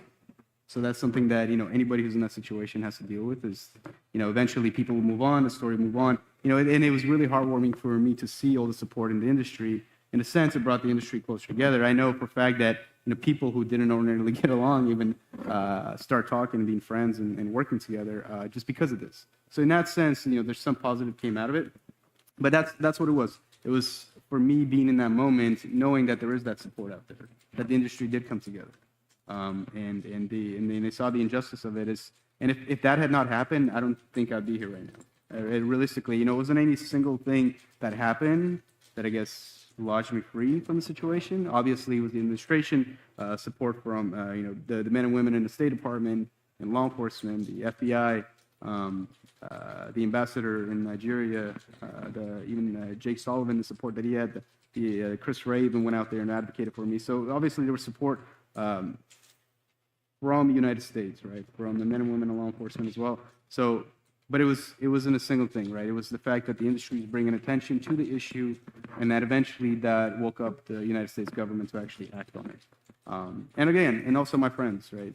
Everybody from Chainalysis to Will Frenzen at Mofo, at Yuli Lee, everybody. So everybody that kind of got together and supported me. So appreciate it. Thank you, everybody. Cool.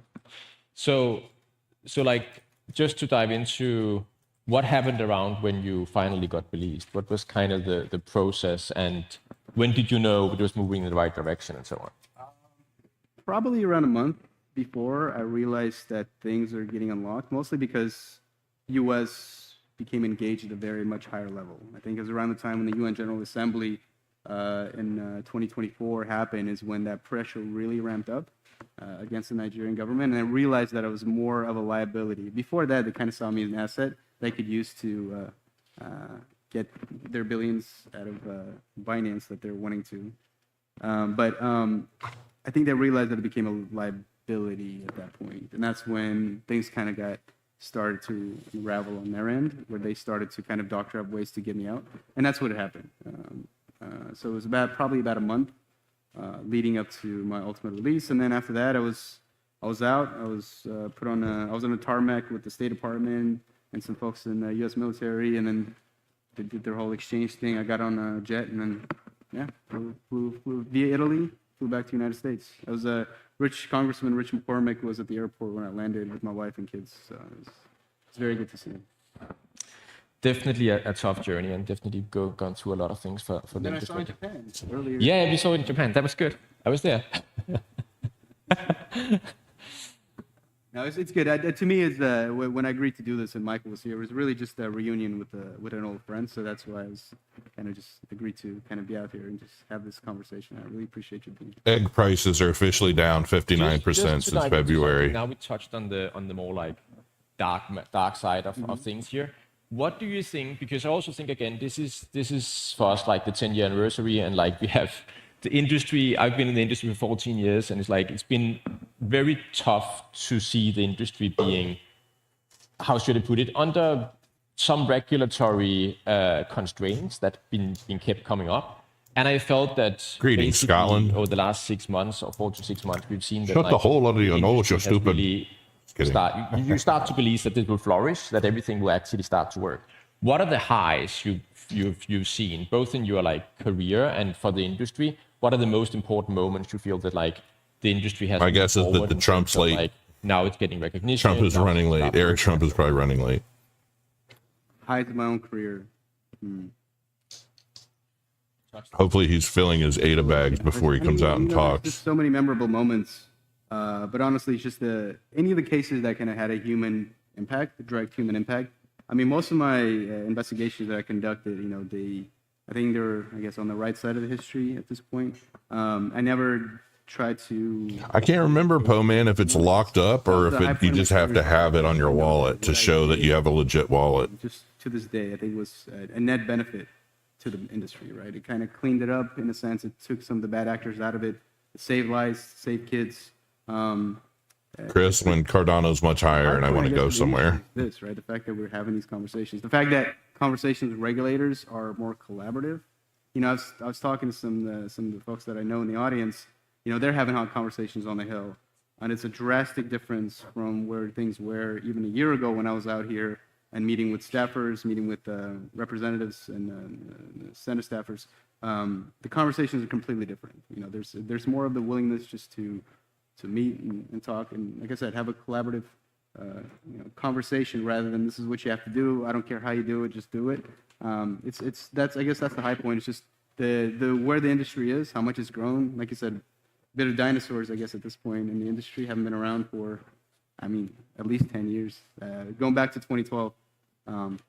So it's just, this is the high point. This right here is the high point. The fact that, you know, there is at least mass adoption at a regulator level, and at least, so we'll see where things are. Like I said, things are cyclical, but I think that it's on the right trajectory at this point.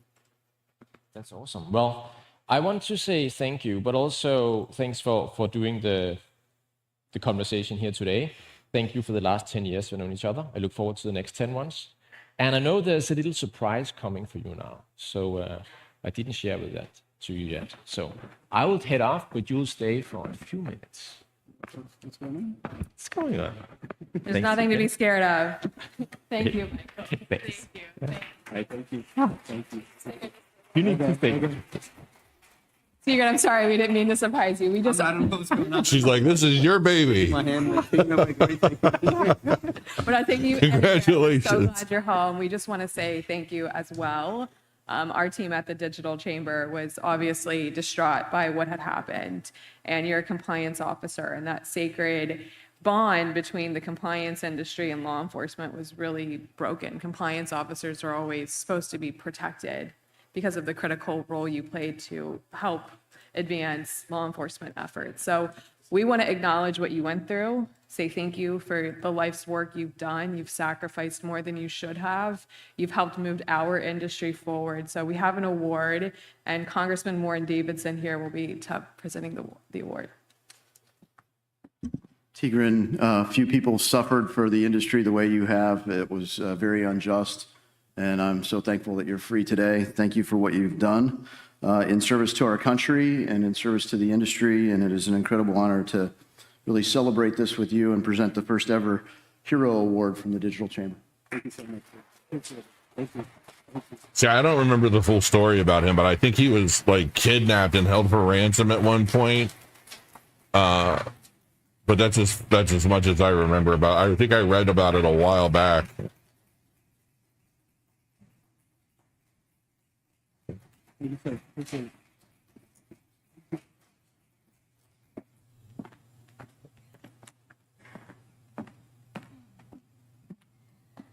Well, thank you for a great panel, gentlemen, and congratulations, Tigran. Next up, we have a stacked panel of people who probably Here we go. need no introduction, but I'm going to do it anyway. We've got the President of the United States' firstborn, Donald Trump Jr. Time code 2 hours, 12 minutes. Web3 ambassador to World Liberty Financial, a company that he co-founded alongside the other three gentlemen on the panel, Zach Folkman, Zach Witkoff, and Chase Hero. They're here to discuss the importance of expanding global access to digital assets and DeFi with Input-Output CEO, Charles Hoskinson. Thank you, Vaughn. I appreciate it. There's Charles.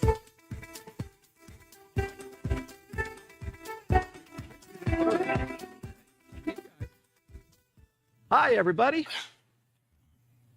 Can you hear us, Mr. Trump? Yes. All right, there we go. Well, thank you all for coming. I wish we had a lot more time because this is going to be a really fun panel. So I'll get right to it. My first question, and actually my first comment, is to Don Jr. First, for people who don't know, I have a lot of friends and family in North Carolina. And back in October, I sent my Black Hawk out to work with Samaritan's Purse and others for hurricane relief. And when you do that, you run into strange bedfellows. We actually ran into Don Jr. in October, and it meant the world to all of us that you created a lot of notoriety and publicity for that event because a lot of people were hurting and needed help. So first, from our family, we'd like to thank you for that. Well, I really appreciate it. It was that was one of those sort of great honors. The guys at Samaritan's Purse invited me up, and I saw the devastation. I saw sort of the neglect. I think it became sort of a fulcrum point of the entire campaign, frankly. Because when you're doing that, and these guys are flying, and you're Blackhawk, and they're bringing in generators. And yes, I'm the one that sent Charles the message telling him to send that chopper out. He did right I don't away. want to take up this space. I actually felt sort of guilty about it, but I did want to see it for my own eyes and just see what was the difference between the coverage and whatnot. And and I got there, and the first person I made eye contact ran up to me, gave me hugs and tears, and it was like, oh. It's actually, we're doing some great work and just creating some stuff around it. It was great to see Samaritan's Purse and you guys doing that kind of work that, again, wasn't happening from the institutions that should have been probably dealing with that. So thank you so much for that contribution. It was, it cost him a lot of money to do that. Just be a small, part of it and a little fly on the wall. Okay. So anyway, the first question I have for you is, you could do pretty much anything. You're a smart guy, got a great family, a lot of opportunity. Why come into the cryptocurrency space? Why come in the blockchain industry? What about our industry philosophically was appealing to you, and what problems do you want to solve? Listen, I think for me, it was really interesting, right? I came from a hard asset family. That's what we did. We built and sold and held real estate forever. And for a long period of time, I had access to everyone in the world. I could pick up and the phone and speak to any banker and get a loan almost instantly. And everything was sort of easy. And then all of a sudden we got into politics and we made our opinions known. And you put that little R next to your name, and all of a sudden that became really difficult. And I sort of realized very quickly just how much discrimination there is in the ordinary financial markets. Beyond the inefficiency, beyond the waste, the amount of bankers I know that make, 7 figures a year, basically moving a piece of paper from one side of a desk to another, not really adding any value. It was such a rude awakening to just how discriminatory the entire market is, just how inefficient it was. And, as I started learning more about, crypto, blockchain, everything, you realize, wait a minute, this is the answer to all of this stuff. So I guess I jokingly said, I got myself in a little trouble. I jokingly said the first time I was asked this sort of question was like, I realized I was just at the top of the pyramid scheme. I didn't realize that. I realized that the entire financial system and the entire banking world was really one big Ponzi scheme. I just had the benefit of being in the upper echelon of that. And once I was at the bottom rung and we're getting debanked and canceled for simply having opinions that didn't go along with the fold, we became problematic, and all of a sudden we went from being, the golden children to persona non grata, and that made me really start thinking. And my brother, I guess collectively we're the most subpoenaed people in the history of the United States, all for nonsense, as we know now. But it didn't matter. You still had to deal with that at the time. And so when I started talking with Zach about it, Zach's dad, Chase, other Zach. I think we realized that there's a much better way to do this. There's a more efficient way to do this. And that's how we sort of went down the rabbit hole on all of this. So we're just super excited about this. But it was really probably the biggest rude awakening I've had. And that includes, having the U.S. government basically go after you and try to throw you in jail for nothing. And so I'm just super excited about what this can mean for the future of banking, for the future of the financial systems. And again, I was sort of the beneficiary of the old way of doing things, but that doesn't mean it's the best way of doing things. So I think we're just very excited to be here, super excited. It's sort of interesting to talk in a room like this where I imagine everyone in the room has forgotten more about crypto than I'll ever know. That's the kind of level of attendees I've seen, and the panelists as well. But coming from a totally different side of the space, I realized that this is the answer as far as I'm concerned. I think it's the future of our financial systems, and I want to make sure that's domiciled in America, done by Americans, with that security, et cetera. Brilliant. So first, thank you for helping me sort out the order, because there's 2 Zachs, and I was trying to figure out how to call you guys. So there's Zach and other Zach. And other Zach. I'm sorry, you get to be other Zach. All right, I'll take it. That came from Don. Okay, so my first question is to Zach. What is World Liberty Finance? You guys are relatively new, but also been around for a while at the same time. So what problem are you trying to solve? What's the story of your venture? Yeah, that's a great question, Charles. I think we're trying to solve a few different problems. I'll touch on our first product that we just announced yesterday, which is our stablecoin USD1. We view stablecoins as an integral part of not only crypto, but the entire financial ecosystem. When we talk about stable coins, everyone in this room knows we're talking about seamless cross-border payments that settle instantly. Like Don, I came from the hard asset world of real estate. And if you want to buy, call it, $100 million building, $1 billion building, it might take 2 or 3 weeks for that wire to clear. Right? And in that 2 or 3 weeks, stuff is happening. It's dynamic, right? With stable coins, you can settle instantly. You can settle across borders. It's currently a $250 billion, total market cap business. We think it's, going to be many trillions of dollars in the next few years. And we're excited for the world to experience our stablecoin USD1 that's built on world-class banking rails. And we think it's going to be a huge benefit to the world. Yeah, coming from a hard asset background, I also have a few hard assets these days. One of our biggest issues is liquidity. And it sounds like what you guys are creating really does enhance and enable a democratization of liquidity. Do you want to go a little bit into that? Yeah, there's no doubt about it. Stable coins, we like to say they're blind. They don't discriminate between users. We want Republicans, Democrats, whether you're black, blue, brown, white, to be, using our stable coin. We think it's, like you said, it democratizes finance. It's obviously fully backed 1-to-1 by U.S. Treasuries. So it's also very secure. And we think that retail and institutions are, really going to lean into this product. Okay, so other Zach. Yes.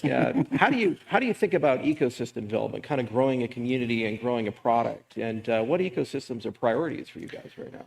Yeah, I think that's a really good question. So, the thing is that where we stand at World Liberty, our goal is not really to reinvent the wheel, right? We all have been in the space for over 10 years. I mean, Zach included has also been in crypto for a while. Chase and I have been in crypto for 10 years now. We truly believe that there are some very, very smart people building some incredible products out there. And our goal is not to go out and build a better product. Instead, our goal is to take our distribution platform that we've built and create a better experience for the user that allows them to come into crypto, whether it's, experienced crypto user and get a better UI UX, or whether it's a non-native crypto user who has never transacted in crypto before, and make it very easy for them to on and off ramp in and out of crypto, transact with different protocols, whether it's a lend and borrow market, whether it's a staking product. The problem is that everything is just so difficult. Even for myself, who has been in the space for 10 years, it's a pain in the ass to do a lot of the transactions that you want to do.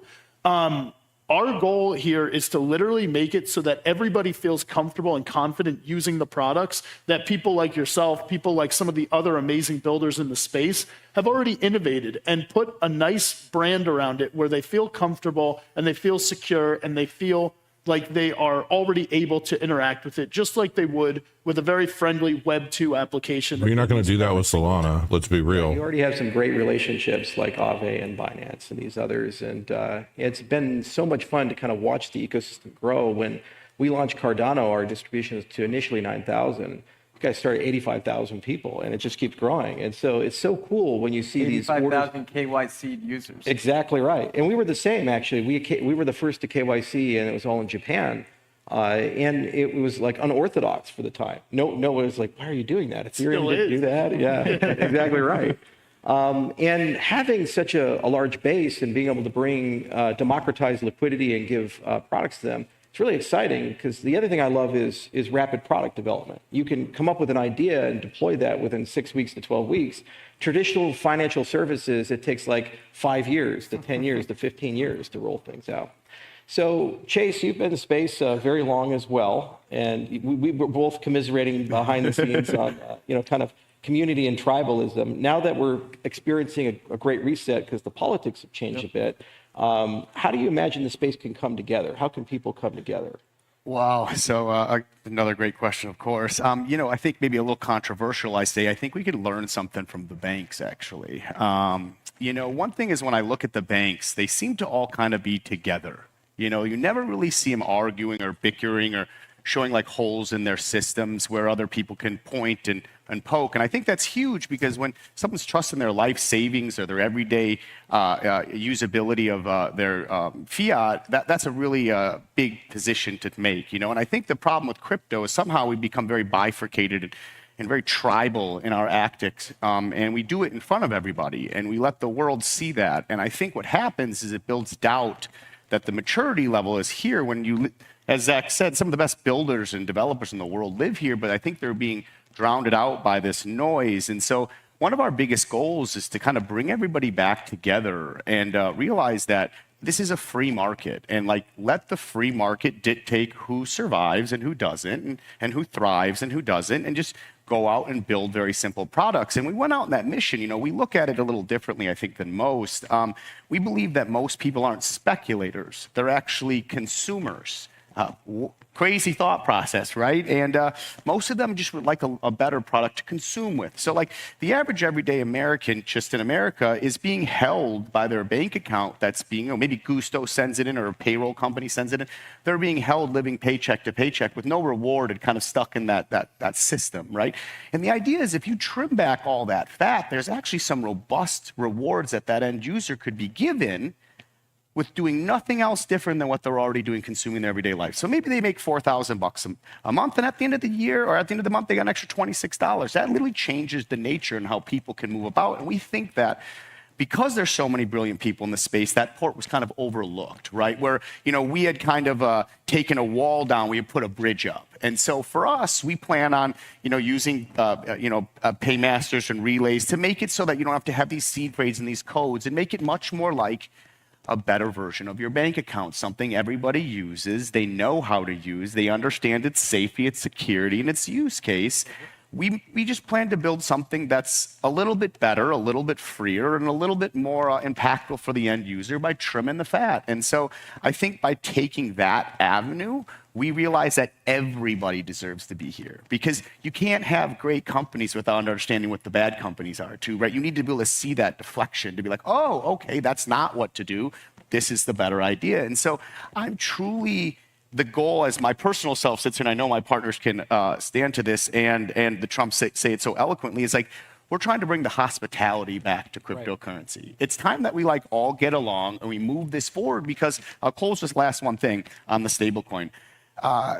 Cryptocurrencies, stablecoins are one of the largest buyers of U.S. debt in the world. Okay, you want to? Is the seventh largest holder, private holder of U.S. Treasury. Exactly, and when you actually think about that, the seventh largest total, including governments. Oh, really? Yeah, they're doing very well this year, especially. Yeah. And I just think if crypto wants this massive power, it's understanding the playing field. And like the reason that we have these deals with other countries is because they hold our debt. There's a lot of power in that dichotomy, and we plan to bifurcate it into everybody's hands, because not only are you protecting this sovereign land and making sure that the dollar is the settlement layer for another 50 years, at the same time, you're giving these people this like unchained banking apparatus that allows them to have their dollars that maybe are earning 4%, 5%, 6% right in their account, where they can pay directly at any source of consumerism. So they're dialed. And so like I just think that we looked past the most simple idea,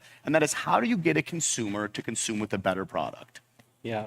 So the next question goes to Zach. As you guys launch your stablecoin, I always ask anybody launching stablecoins, how do you imagine that market's going to evolve over the next 3 to 5 years? And what is going to make a stablecoin of 2030 competitive? You know, not where the puck is at, but where the puck is going. I assume that's to me, not others, Zach. Well, these others. Yeah, I mean, I think in, call it 12 to 24 This guy reminds me of an actor who always plays this stuffy. To walk stuffy. into your local bodega and buy a ham sandwich using stable coins. So I think that's really the next evolution is the usability of those stable coins. Right now, we can obviously use them in DeFi, right? We can use them in a centralized crypto environment, but in a real world environment, there's still a little bit of a ways to go, if you will. And we plan on leading that charge along with our partners like Chainlink, who do great things for the space, partners like Tron, and some of the centralized exchanges you named before. So we plan on, along with our partners, really making our mark on the space and making sure that stable coins are really usable in the real world. If you look at stablecoin adoption, there's obviously some phenomenal stablecoin players that have been in the space for a long time, but they have their own area where they really specialize. And we really believe that in order for stablecoins to move to this multi-trillion-dollar market cap, it needs to attack centralized finance, decentralized finance, and retail adoption, like Zach was just talking about.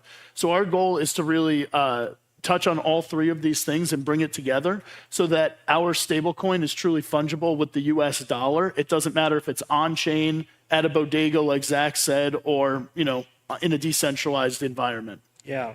Just got 2 Zacks for the price of 1. Oh, there you go. One of the cool things about cryptocurrency and blockchain tech is that in addition to exporting capabilities, you export values. The protocols have embedded within them philosophies. So if there's US-backed stablecoins on them, you're actually exporting the United States, in essence. So that's such a cool thing, and it's something I've really enjoyed. I was just in Argentina, and I found out that there's about $100 billion worth of crypto assets that are in Argentina that dominated by the dollar. Their GDP is $700 billion. So 1 out of every $7 of value in the economy is in crypto. It's just incredible. You go to Vietnam, 31% crypto adoption.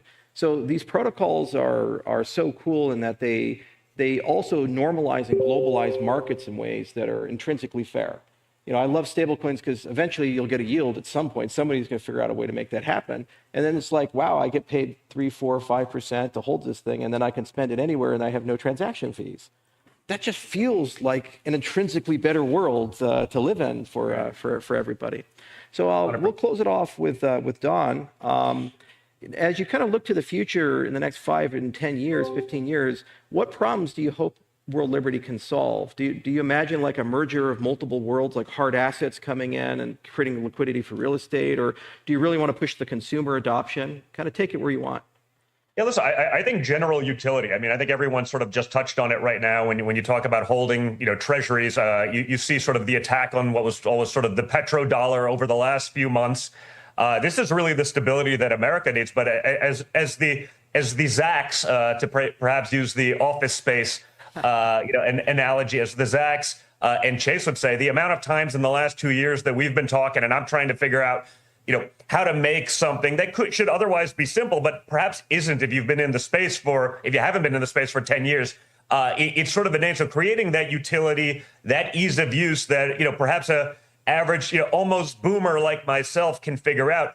I mean, that's my goal. I mean, I think obviously you can play big, on the real estate and the hard asset side and change up the banking system, but the utility, making it easy for everyone else to understand. It's not mystical. It's not sort of the meme coin space that I told you guys you'd probably get a little pullback today. It's Wednesday. Frankly, it's probably one of the greatest tools I can think of today to teach young people entrepreneurship, to get them to understand how these systems work. It's so much faster. There's so much more excitement.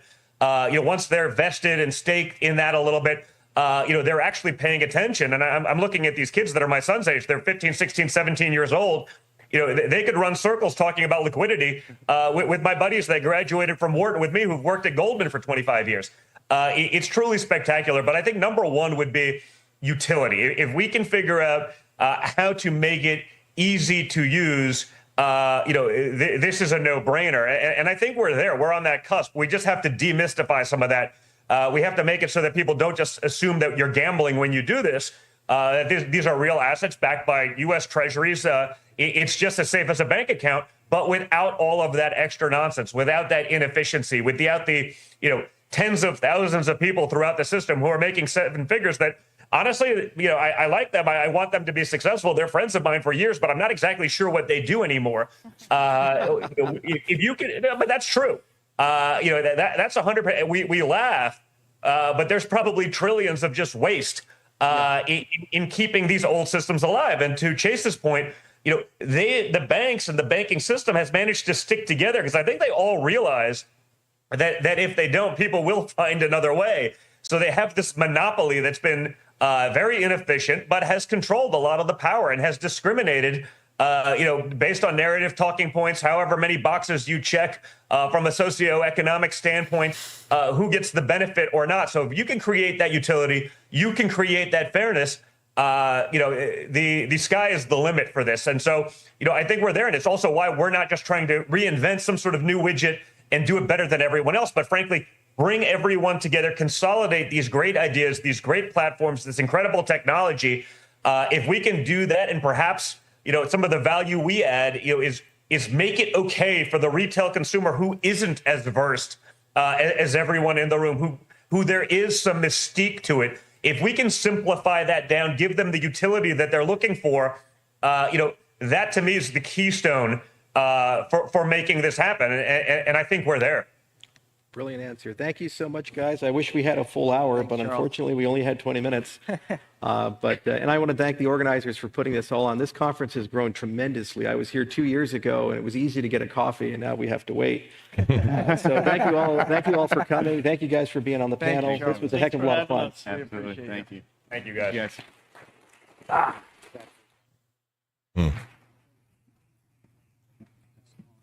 Wish we had more time. Yeah, I know.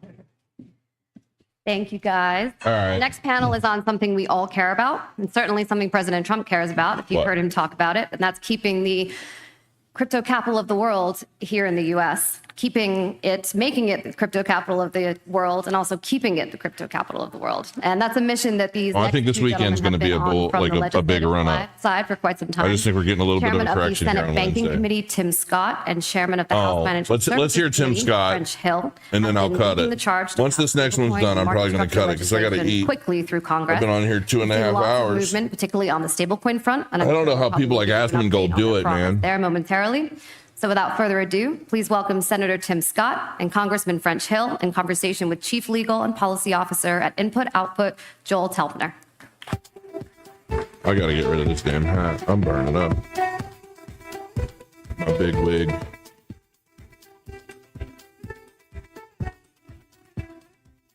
Good morning, everybody. So next to me, I really shouldn't have to introduce you guys, everybody knows who you are, but I have Senator Scott, Chairman of the Senate Banking Committee, and Representative French Hill, who is Chairman of the House Financial Services Committee. And by the way, Congressman, I understand that there was a recent executive order signed by the President, and you will be changing your name to American Hill. Is that That's good. I remember freedom fries after 9/11, so yeah, that's good. So we're going to talk about legislation and regulation, but I really want to start with something a little bit more personal. I know why all the people in the room are here and how important digital assets in blockchain are to all of us. But why is this a priority for you? Because this certainly is not a priority for everybody in Congress, but the two of you see this as a priority, and I just want to know why. For me, it's kind of a simple reason. Having grown up in a single-parent household in poverty, the one thing that's motivated me in public service is thinking about the challenges my mother had, meeting the simple obligations of life. You hit a light switch, you want it to come on, but if you don't have enough money, it doesn't come on. Right. The whole theory of democratization, making it easier for her to pay her bills, to have access to the financial system. I look at the lessons taught to me by my nephew, little Ben, about the crypto world and how democratization is embedded in the notion of digital assets. And if I wanted to do the right thing for those single mothers working hard, for those Americans who look at the American dream and really wonder, does it really work in neighborhoods like mine? This dude's important because he's the one spearheading a lot of this stuff. It's once in a lifetime.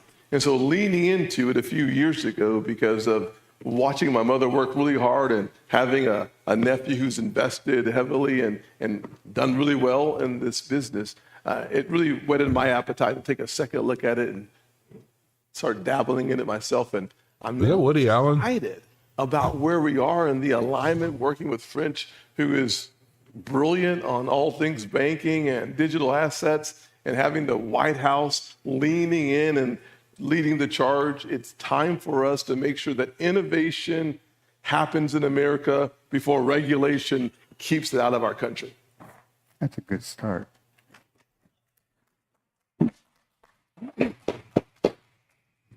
Well, for me, it's easy. I've spent 4 decades in my career trying to remove unnecessary agency costs and impediments to innovation. And when I look at what's available through blockchain and going to Web3, I think it's essential for American leadership.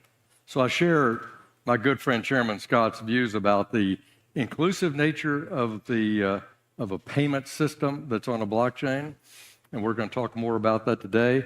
But the big picture for me of removing agency costs and making things simpler with better documentation, less fraud, is, I think, the future of peer-to-peer transactions, decentralized finance, but just generally to move to this blockchain operating system, I think holds great promise. And I've spent my whole career trying to do disruptive technology in finance, and so what it's attracted me to this whole cause for the last 5 years that I've worked on this project has been about disruptive innovation to lower costs, improve choice for consumers, and bring greater competition. I think it's great that we actually now have an opportunity to talk about these things and how this industry can help solve those problems. You mentioned we have a different administration, a much more positive approach. And the president has done and is doing a lot by executive action, but that's not the end game, I assume. So at some point, Congress needs to play a role. So where do you play vis-a-vis all of the executive actions that we've seen so far? Yeah, well, look, first of all, I think Tim would agree with me that law is made in Congress, not by executive order. What executive orders do for a president is deliver on his priorities or her priorities. What do they think is important? And how can they take executive action within the laws of the land to improve an outcome in that priority? So President Trump, I think, has done an outstanding job, and we've seen results by naming David Sachs as an AI digital advisor, asking all of his agencies, what are the barriers that government has created against the use, expansion, innovation of digital assets? So that's number one. I think they're well underway. And for example, what Hester Peirce is doing in a complete 180-degree turnaround at what was a catastrophically ill-run, bad set of decisions by the former chairman, whose name will go unmentioned here. That's the kind of effort that he wanted me to mention it so that there could be audience sounds, but we're going to dodge it. So that's the role of executive action. But to make permanent change, you don't make permanent change in policy through executive action. That's why leadership in the Senate and the House to craft a stablecoins regime that can make America the principal home for stablecoin, dollar-backed stablecoins, and a regulatory framework so that we have some place to use those stablecoins in the U.S. will lead to more innovation. So it's a combination. And I'm so delighted that we have a bicameral partnership and a partnership that we share with President Trump's leader, David Sachs. And we did a bicameral agriculture and financial services and banking press conference with David at the beginning of the Trump administration to signal we're in this together and we're going to accomplish change the law and change the rules in the executive branch.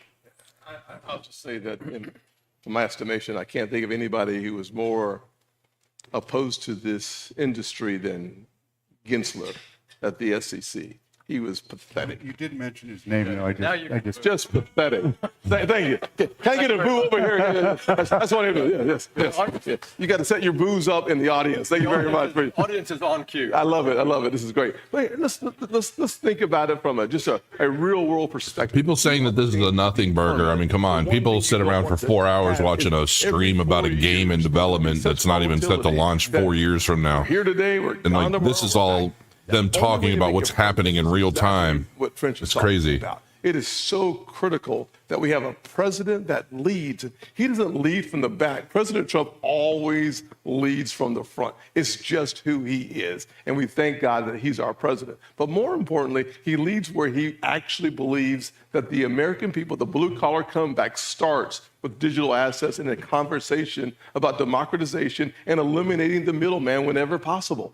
And by doing so, we have a president through executive fiat that's making massive changes. And we had a president previously, President Biden and his entire administration, led by folks like Elizabeth Warren and others, who were just opposed to this industry, setting up roadblock after roadblock after roadblock.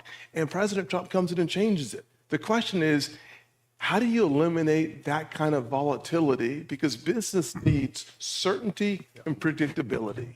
You want that embedded in the laws of our country, not just the regulatory environment of our country. And when you embed it into the laws of our country, what you get is permanence in a way that it takes a catastrophic occurrence to eliminate it. Good news is we've found a way of sweetening the pot to make this a bipartisan conversation in the United States Senate, so as to have the votes to make this permanent. And thankfully, we have strong leadership in the House, led by French Hill, the chairman of the committee. Exactly, Big Pay. Why do so few people get this? On not just legislative proposals, but legislation that will be signed into law so that business has certainty and predictability. Those two words changed my financial life and part of my community. It will change this nation if we have it in the digital asset space. It's wonderful. By the way, you mentioned Senator Warren, the ranking member of the committee, and I assume that kind of like the way Scalia and Ginsburg used to get along together, that when you guys are done for the day, you hang out over beers and watch Nationals games and stuff, right? Yeah, you're too optimistic. But you talked about administrative actions, and I think the message is we have to be patient because Congress has an important role to play. The president can set a philosophy and agenda, but you're the implementers of that. You also talked about this certain gentleman, at least one of you didn't say his name, and I feel like the Israelites, we spent 4 years wandering through the desert, and now we've finally found our destination. And I think I assume it opens a door to have appropriate and productive conversations with regulatory agencies like the SEC and the CFTC. And so just as you talked about kind of the role between Congress and the administration with respect to executive actions, what does that relationship now look like between Congress and these administrative bodies? And how do we work together now? Because we seem to have a lot of new opportunities. Yeah, I think in your analogy, let my people go. Yeah. That's the next phrase that comes to mind.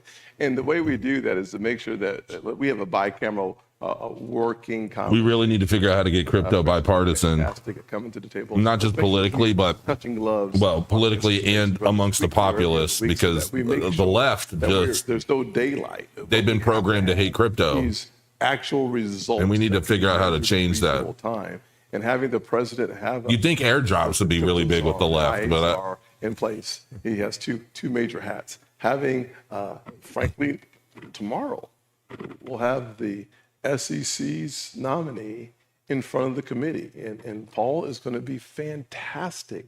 So having this kind of alignment where we're able to get these folks in place quickly, and then if you look at the Economic Council put in place by President Trump, they lean into digital assets, from Scott Bassett over to Kevin Hassett and Stephen Myron. We saw Stephen at the committee just a few weeks ago. And so with that kind of firepower in the White House, with French and his team doing their work in the House, and with me and our team, Cynthia Lummis leading the way, Bill Haggerty working daily. For the first time, we have a subcommittee on digital assets in the United States Senate. I put it together at the beginning of my term as chairman. We're going to make sure that we get the job done, because the alignment that we have right now has never been seen before. So I agree with Tim that we're in the milk and honey business here, to keep our Exodus analogy going. President Trump's decisions, first and foremost, are to appoint outstanding people, and he's done that. And tomorrow, Tim and his committee will hear from Paul Atkins, who's going to be outstanding. The second thing that he can do and is doing is look across the agencies on barriers And that's where I think Hester Peirce has done a splendid job as the chair for the SEC of where can we break down the barriers to digital assets in the commission without legislation, which is the point of your question. Exemptive relief is available. You've seen the administration withdraw one of the dumbest rules written in my 10 years in Washington, which is Staff Accounting Bulletin 121 on the custody of digital assets, where Senator Scott and I got a strong bipartisan vote in both chambers, including the minority leader, Mr. Schumer, to reject it, and yet, Biden vetoed that work. It was a huge mistake by the president, huge mistake for the bureaucrats at the commission to draft it. So appoint good people, number one. The Senate will confirm them, and they are outstanding nominees. We have everybody in the financial sector named except the FDIC chair, and we have an outstanding acting FDIC chair in Travis Hill now. When I sign off, just so you guys know, there's a link in the description that takes you directly to this stream on Rumble. So when I sign off, you want to continue watching. I don't know how long this goes. It could go all day. But if you want to watch it, there's a link down below. You can click. It'll take you right to it. I appreciate the president asking David Sachs to be the point person for us in the administration. Well, we're grateful that that particular rule got revoked. Let me ask you just a follow-up. So because of the way the SEC looked at things over the last 4 years, everything was, it's all SEC, it's all the security, they control it all. We know that that's not true. Right. And so we're still talking a lot about the SEC and in the CFTC, but there are a lot of other administrative agencies, I would assume now, are going to play an important role going forward as well that don't get as much attention. I mean, just to carry out the thought, there are things that are not a commodity and not a security. Right. So they're subject to being a thing in our economy. So maybe the FTC plays some role in consumer affairs in some manner, or the states, but they just exist. So an NFT, I'm not sure, is covered necessarily in that manner. When we look at the future of decentralized finance, that will require some fit-for-purpose work along the way, but that's beyond. Yeah, if you're on here, hit the like if you don't mind, and maybe drop a subscribe. Creating a dollar-backed hit the notification bell every once in a while. I say something useful that makes a distinction for tokens. I'm always right sometimes. Being neither a security or a commodity, or one or the other, and making sure they have the right place to trade. One of the things that Charles on the front row here, who's on the panel before, I've spent some time with Charles, and he's always in education, as you already know.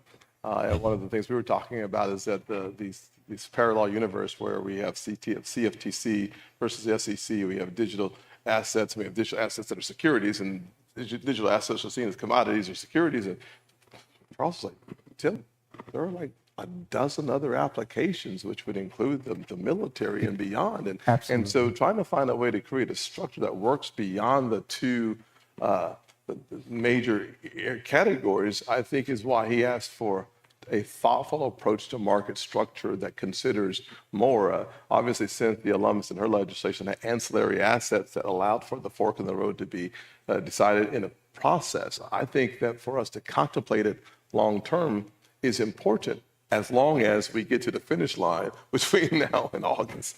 Because what we don't want is to waste the opportunity of the alignment that we have. But to your point, other areas. Finish line in August. I'm not sure what he means by that. It includes the OCC.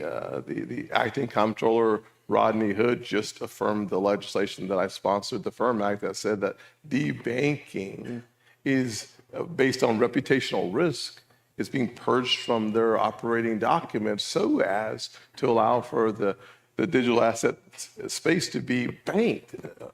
Having no ability to have the banks participating in this process is a problem. And frankly, Wyoming went their own way and created their own framework that was helpful. But we don't want impediments. We want progress. And competition is frankly good. And that's what we're trying to make sure that we have and how we achieve it. So OCC, FDIC, SEC, the entire alphabet soup within our financial footprint, all important, but so is the military. and beyond. We have been early for a long time. We still are. Every one of us in this chat are pioneers of the crypto space. We're the early adopters. That are unfolding, and some, according to Charles, is brilliant, yet to be seen applications. And so we're looking forward to that feature as well. I think that's an important point, and that's why I think it's important to think about David Sachs as and they've been talking about Charles Hoskinson, just so you guys know. Leader for President Trump. This goes way beyond finance. We're talking about finance and what's a tokenized dollar-backed stablecoin payment and how one uses blockchain in a financial function and how one can apply tokenization of real-world assets or decentralized finance, because that's what we do.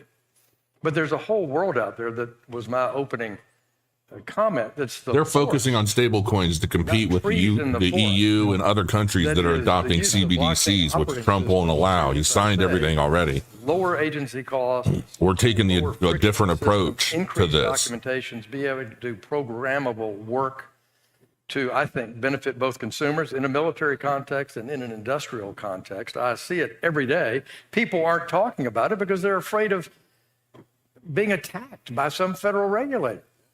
And so that's why I'm so pleased that we have a change in tone in DC and that we can do our work in an effective way. And if we're successful, then the application of blockchain way beyond finance will be even more successful. It's so wonderful to hear this, because if you think about it, we were taking laws that are almost 100 years old that were written to regulate securities. All this stuff passing by August would be really big news for a blow off top for an October peak, just so you know. Software. It is impossible. And it would all be in line with previous cycles. So this leads us, I think, into the legislative aspect of what both of you are championing right now. This panel is titled Keeping America the Crypto Capital. I think that was aspirational, to be honest. I think we should be and we will be, but I don't think we are right now, because we've let a lot of other countries innovate while we have been stymied. And so if we look at capital markets, for example, that are for the most part global, we've seen a lot of, over the years, many years, harmonization among the regulations of different countries. So as we start to claim our role in this, how do we look at these other countries? What do we have to do as far as harmonization and taking into consideration some of the innovation that we've already seen outside of the United States? I'm bullish that we are able to regain the high ground of digital supremacy. And if you think about why the industry left our shores, so to speak, it's because we made it impossible to do business here. The good news is making it easy to do business here, I believe, allows for the onshoring to happen. We're already seeing that, hearing that, and feeling it, and it's more to come. I think what we have to do is make sure that we continue to be that city on the hill perspective, or at least our approach. And by doing that, I think we attract more folks here with the simple concept of innovation before regulation. And to the extent that we have a light touch framework put in place, it allows for folks to make this to destiny. And then we will be able to regain that supremacy. We do not have it now. We lost it through the challenges and the roadblocks put in place by the Biden administration. The only way to regain that position and to have the conversation really start and or arrive here is to have the Trump administration do what they've done, which is to be not just open for business, but to be bullish about doing business here. Mm-hmm. Not be afraid of it. Not at all. Just to that Make point, tokens great again. My mother was MTGA. a wonderful person, and I love her a lot. And she was asking me about, I was celebrating the Genius Act, and she's like, well, what is the Genius Act? And I said, well, stablecoin. And she was like, stable who? I was like, stablecoin. She's like, well, what is a stablecoin? I said, Mom, just think about it this way. It's like having a traveler's check on the blockchain. It's like, oh, I'm not sure what a blockchain is, but I know what a traveler's check is. And so if you can just make the conversation useful for people who don't understand it yet, they go, oh, and then it becomes a serious conversation. If that happens a lot, we win big time. Well, we're the single best location for foreign direct investment in the world. People want to come to the United States. We have the academics, we have the workforce, we have an open system that allows people to come into our country legally and work to create the most amazing things. And we constantly are talking about how you want to come be in America. Our rule of law, the US dollar, our legal system, our light touch approach to so many things compared to other relative jurisdictions, particularly in the morass that you see in Europe. But there's one industry we're not open for business. And it's a place where it's just a natural extension of the success we've had in every other aspect of not only the Silicon Revolution since the 60s, but the web revolution since the 90s. And it's the use of blockchain and tokenized payments. And we're going to fix that. And when we do, this year, we will be the jurisdiction in which to have a dollar-backed stablecoin. Come, innovate, code, and innovate and raise capital around a digital assets project. And we will have a clear way on how you do that and what the rules are, and that mainstream firms can participate as well as the venture capital community, the coders, the innovators. And what Joe Biden did, I like to say Joe Biden, like the vice president said Joe Biden. It's like one word. Like, I'll be right back. What Joe Biden did with Gary Gensler was send all that talent outside the U.S. We're like closed for foreign direct investment in this business.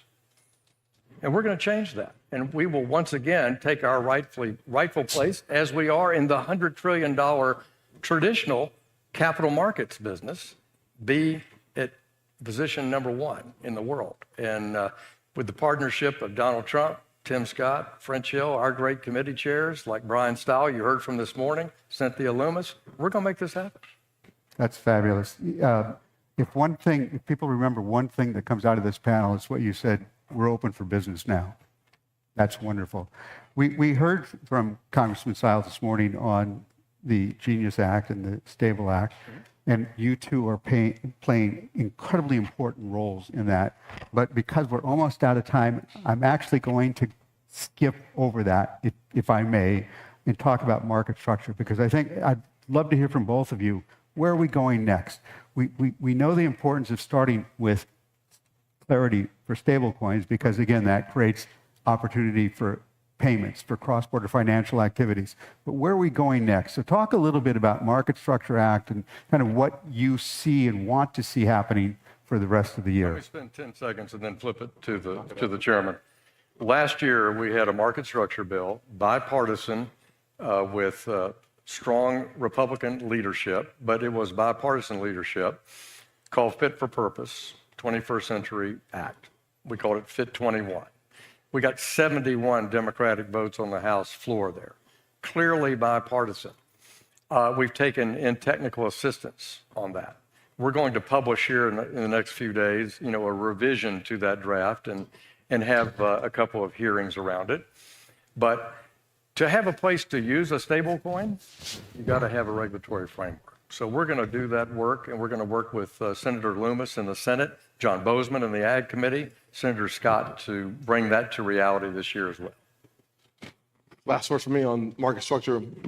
Once again, Charles has been so helpful for me in just understanding and appreciating the complexity. It's not just commodities versus securities. It's far beyond that. And so understanding and appreciating the magnitude of the opportunity to create a market structure is really important. One of the things he recommended was, why don't we get the industry in Russell 325, massive room, give them 3 weeks, assign them 3 weeks to go out there and figure out market structure where the world is not driven towards CFTC because they're open and SEC was closed because of Gensler.